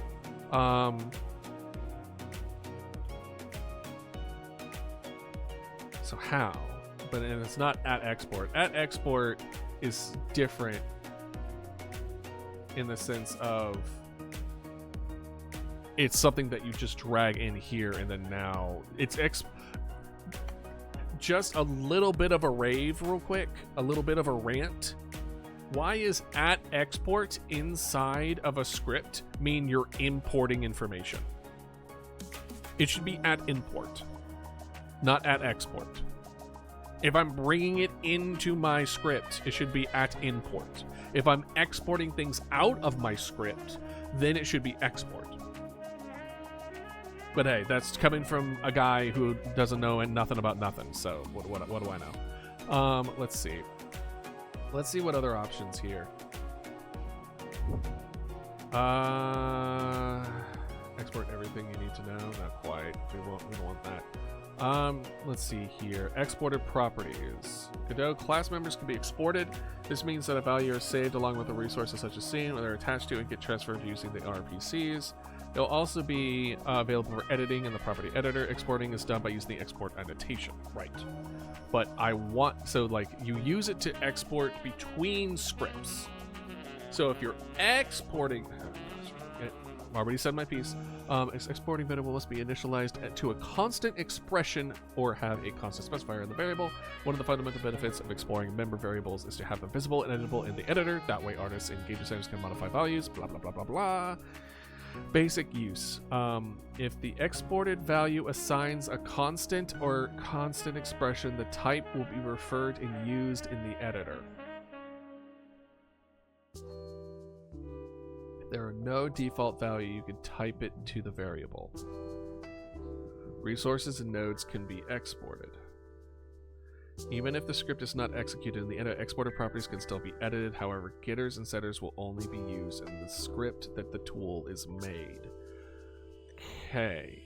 Well, that's another thing with the is it this one? No. where is it? Here we go. Setters and getters. That is the one thing they did mention. They did mention that we would need to get a special kind of getting and setting. We do use that a little bit with like get collider.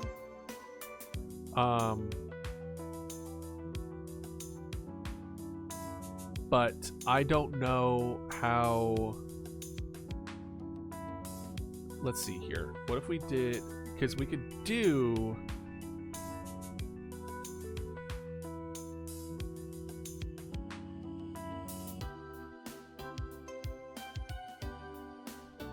What if we did this?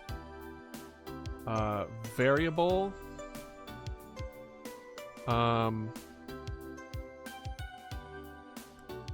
Self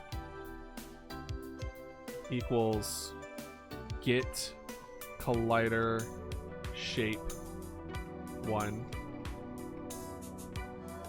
and then self set collision layer value to false, self dot modulate. We need to get this out of the way. Okay. All right. So we put a variable self.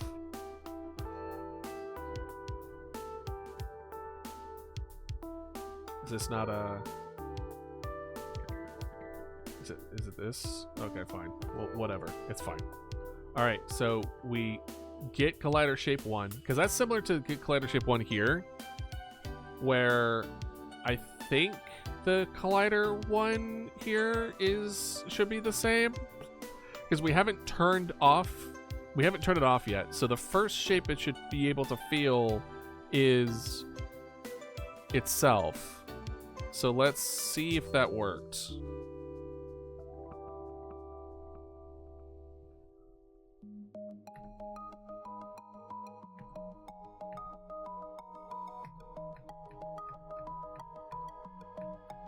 Okay, it's not doing it.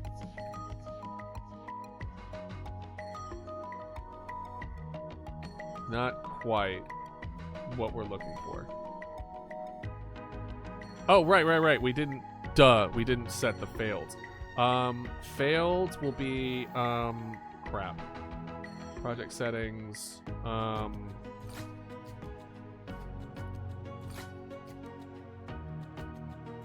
right now, enter is... Honestly? Let's do... Have you tried Scratch when you were younger? Scratch. What's Scratch? I actually don't know that. Unless there's a little neuron back there. That's like, it's just slowly waking up. Spread 3. That's difficulty. Let's remove up, left, right. We don't need that. Let's do R. Let's add, can I add a new action? The action is failed. So diff, honestly, let's destroy diff for now. Failed. Add failed is F. Failed is F. And then let's press if input, yeah, we'll do function. Oh, let's actually just do this. What am I doing? I'm making this so much more difficult than it needs to be. Process delta failed.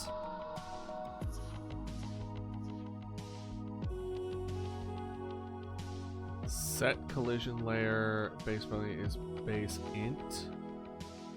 Hold on. Very fun. You should take a look at it one day. It's for children, but very nice nonetheless. Let's see.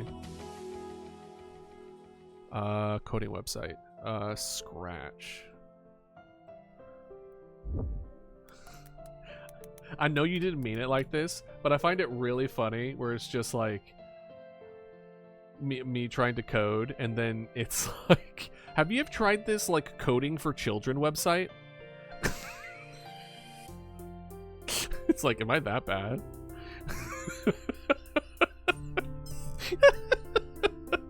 I know you didn't mean it like that, so it's absolutely fine. But it's just very funny. Where it's just like, you tried? It's like when I worked in one of the lads, where one of the review team members for my birthday gave me at work one of those children practicing handwriting sheets that they have in like one of those like children's workbooks in school for like kindergarten or like first grade or whatever. I don't know what age you learn to write. And then, because my handwriting was so bad that most of my things were for clarity, for like the thing wrong with it is that it wasn't as legible as it should have. So their joke was just like, hey, here you go, here's the present for me, you can learn how to actually write correctly. It was very funny. It was not taken at hostility at all. It was very much in good faith. It was very, very funny. So that's what that gave me a similar kind of vibe, where it was it's just like watching me code, and you're just like, have you considered this children's website that teaches you how to code as a child? Is just so funny to me. Oh no. Oh gosh. But yeah, it definitely is a children's website, tell you that much. But you know, featured projects, featured studios, it seems like a good place to start. Here, I'll show y'all. It's a little bright, but like, yeah.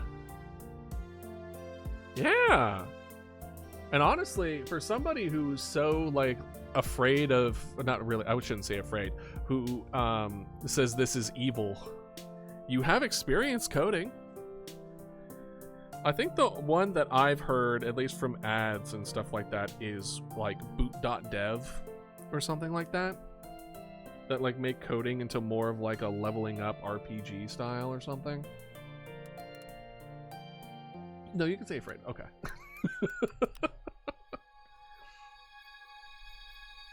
Yeah, this is the one that I've heard of,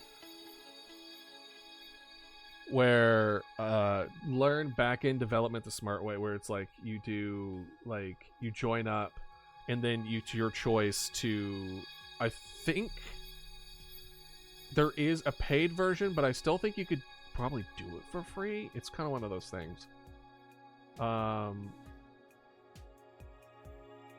It's kind of expensive. $29 a month. Granted, if you do it all at once, if you manage to level up quickly, it's not that bad. And as far as like learning how to properly do it, this seems really a good way to go about it.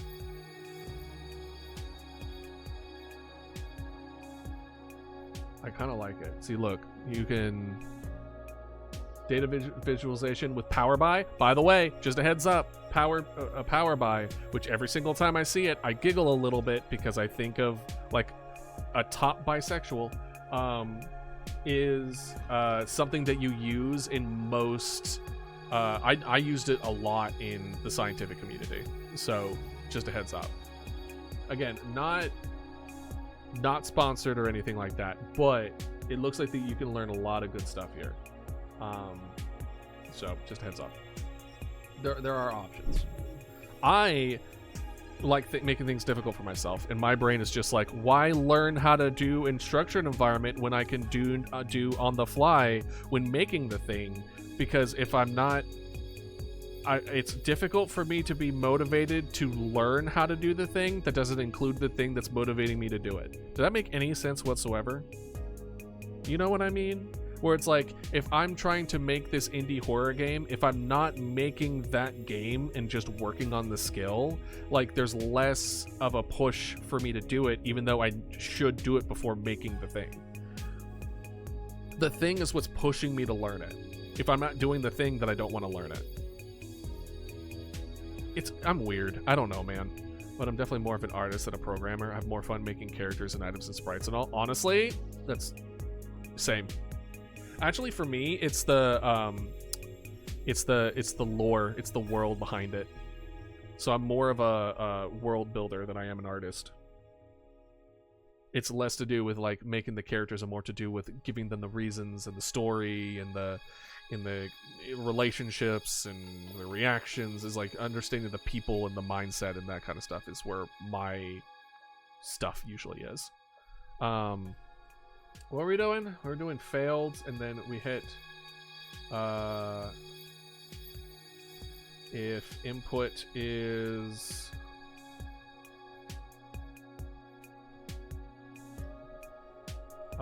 failed.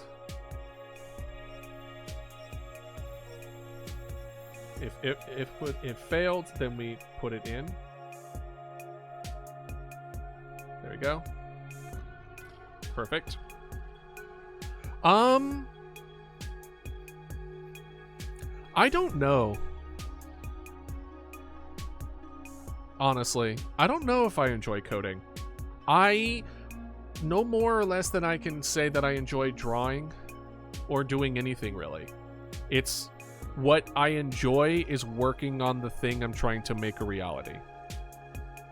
Whatever kind of thing that makes it work, I enjoy doing. But it's because I'm working on the thing. So let me put it this way. Am I going to just code for whatever reason just because I feel like it? Probably not. Am I going to code to try to come up with a cool tool for me to use in the future? Probably.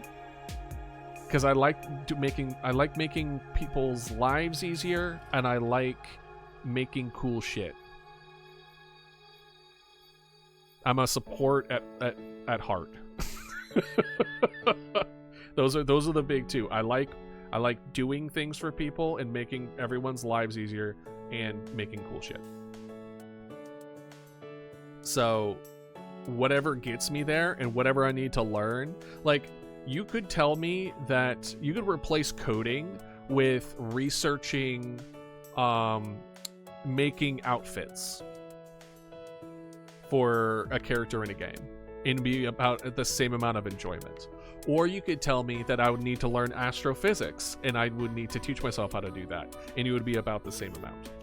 The act of what I'm doing is very little in comparison of what it is I'm trying to achieve. And no, I do not understand why that's the case.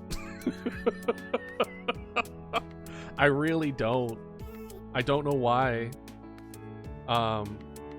And like coding has its things. It's what I would like to describe about coding. It's either the most frustrating, head-banging, just difficult, like why isn't this working, frustrating thing you've ever done, but then the like the act of you figuring it out and like, we did it, let's go, like that's such a high.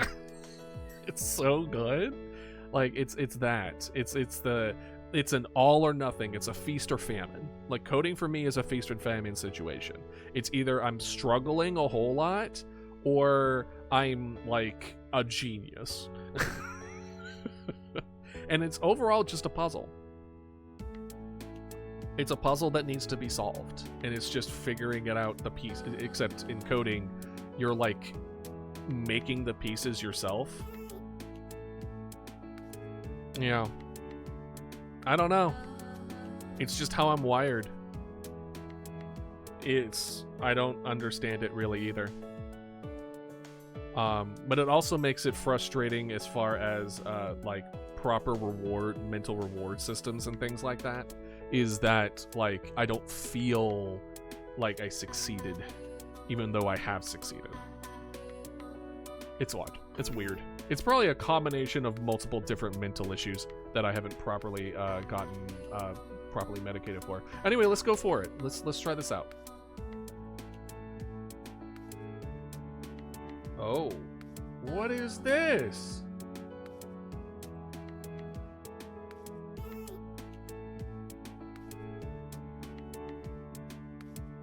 What?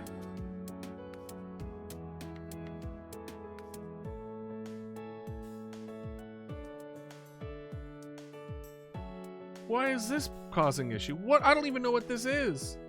Called every frame delta is elapsed since the previous frame. What happens if I don't do that? Oh god. What happened?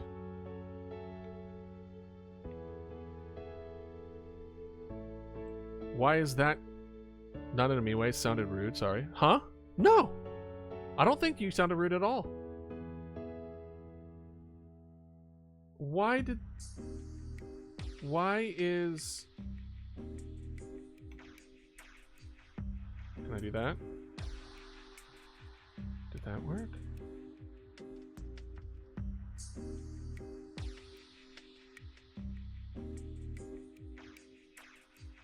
Oh, is it because I deleted something?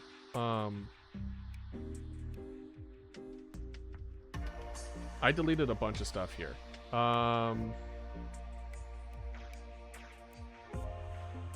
Let's do W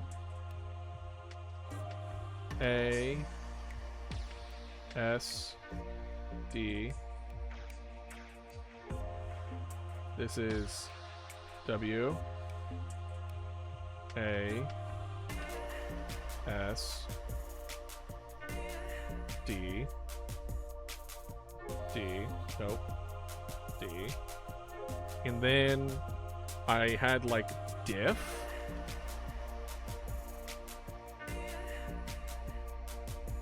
But we're not gonna make it F, we'll make it like R or something. Is that better?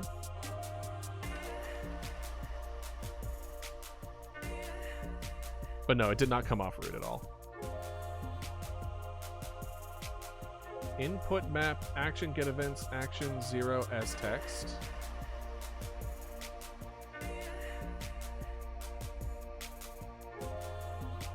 Oh, what would it be? Out of bounds index 0 on base. What did I do? I did something I should not have done.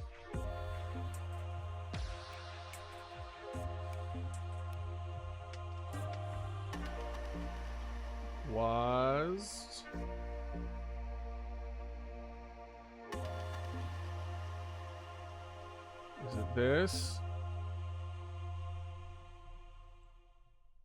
If you could have the style of any artist, who would it be? Uh-oh. I have no idea what I did here. Out of bounds, get index 0, array input event. Hold on, let me Google this and I'll answer your question. We'll do... Snip. What would I want? What style would I want? Give me your answer first. Let me get a good comparison. Alright. Out of bounds, get index 0 base array. Yeah.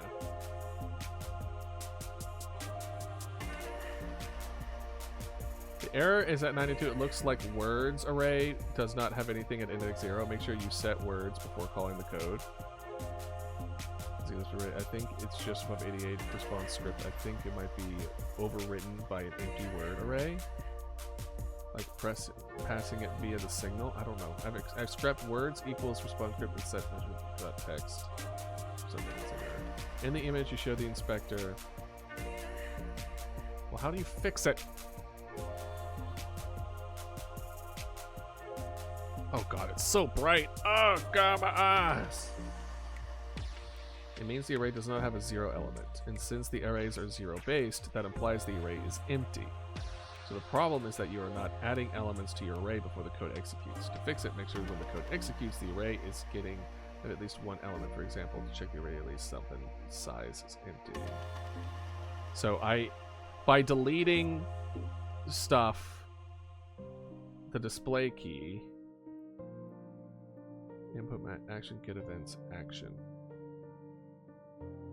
Oh, did I like accidentally delete like action or whatever? Let's do action.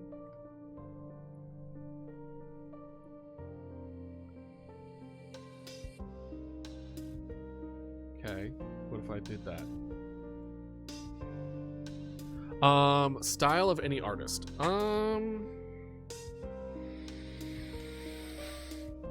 Naturix has a really good one. It's less of an artist and more of a piece per se.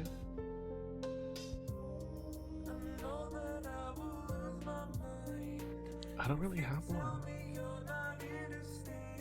I'm gonna be real. I like different ones for different reasons, for different use cases. There's a person that makes like dinosaur stickers that are really cute and adorable that I'm trying to adopt in a similar manner for utilizing for stickers. And then I see like painting ones where they just, it's like just gorgeous. And then when I think of like horror art, there's some horror artists that I really like as well. So it depends. And a lot of times, and unfortunately, because it's somebody who enjoys art, a combination of problems. A person who enjoys art let go of his own artistic ability from a fairly early age, and then is also bad at names. It means that I have art pieces in my head that I like, that I would like to get to a certain level, to close to that, but I do not recall who they are.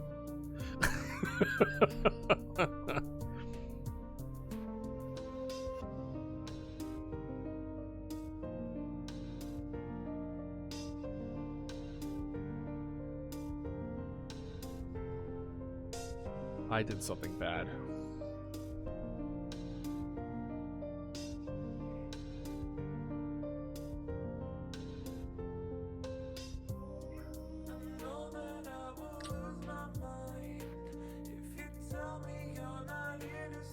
I don't know how to fix this. Draper Herbert? Let's see. I do love this place with a Napoleon painting to the sky to his horse. Very jealous of the art on this one. Draper Herbert. Oh yeah, I see. Beautiful. My God, gorgeous. I like the Morning of Icarus. Morning of Icarus is very solid. Hold on, there was a recent piece that I ended up falling in love with. Hold on, let me see if I have it saved on my iPad.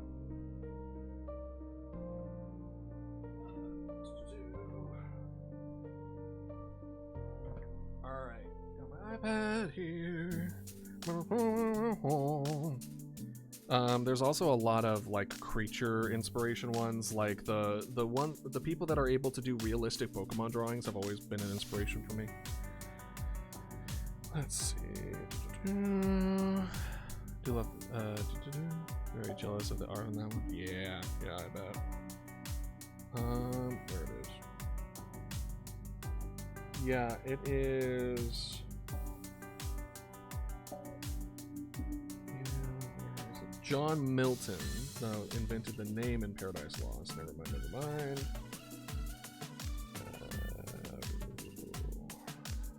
No, I think it is. I think it's John Martin.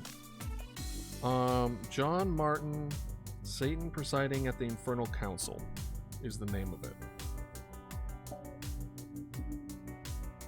It was pointed out in a recent episode of Creepcast, where it was talking about how the council, the picture made it look like the area was like infinitely large. It was very ominous but interesting. Very good. But for you, Lodo, I've been meaning to put together artists that have inspired me to some, to be better at what I do, and I think I will start making that a priority again. for you at the very least, so that I can probably answer that question. Yeah, pandemonium. Mm-hmm.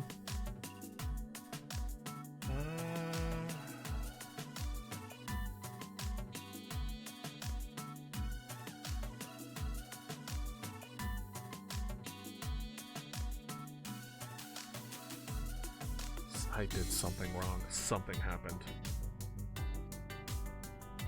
Something happened here. Out of bounds.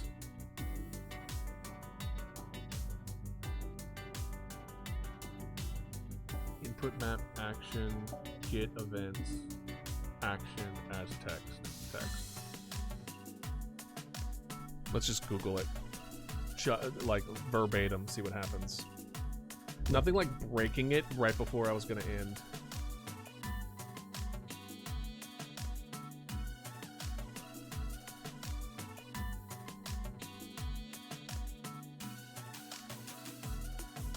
Implement desired input system. We had a manually emitted. That means bro. Right when I was about to end, it'd be like, hee, let's check out this one. And then it's just like, cool, you broke everything. You went into the project settings here. You went to the project settings and then proceeded to delete something on here.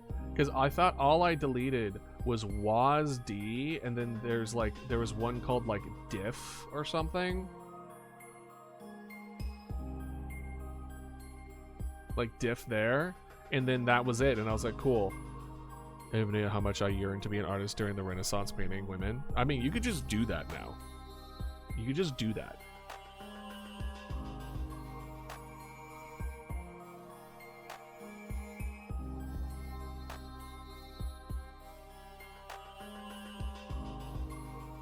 Oh.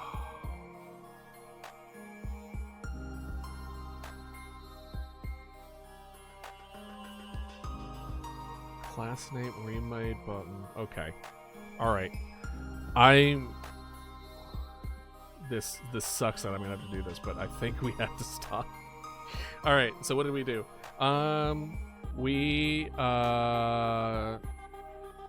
worked on finding current location, decided to reprioritized, but the vibe would have been nice. Yeah, the vibe would have been nice. I'm in agreement with that.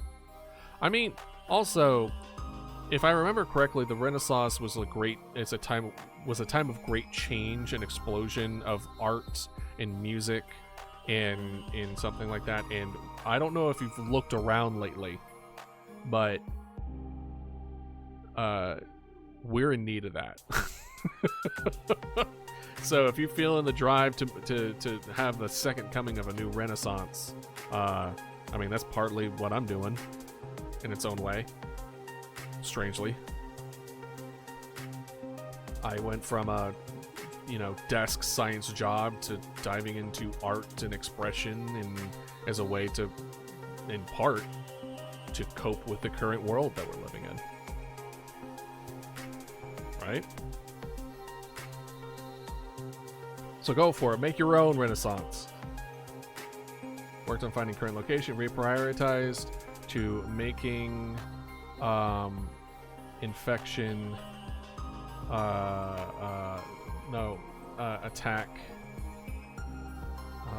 better in the correct order. Somehow broke the script via input map. Good luck out there. And then a week from now, our goal is to fix game-breaking bug, then add the phone call,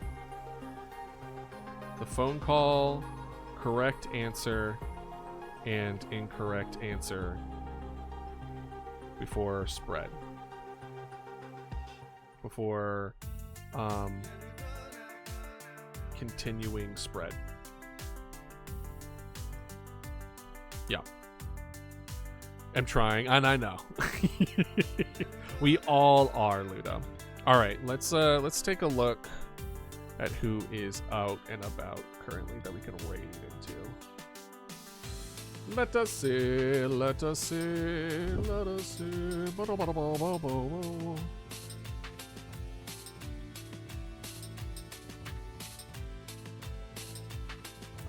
Carmen is doing Horizon Zero Dawn.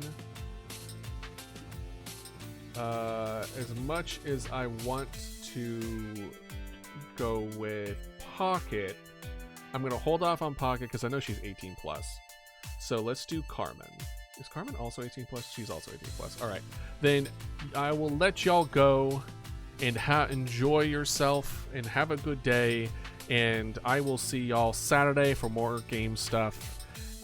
So have a good day, have a good evening, have a good week. Thank y'all for joining me, and I'll see y'all next time. All right, see ya. Bye bye.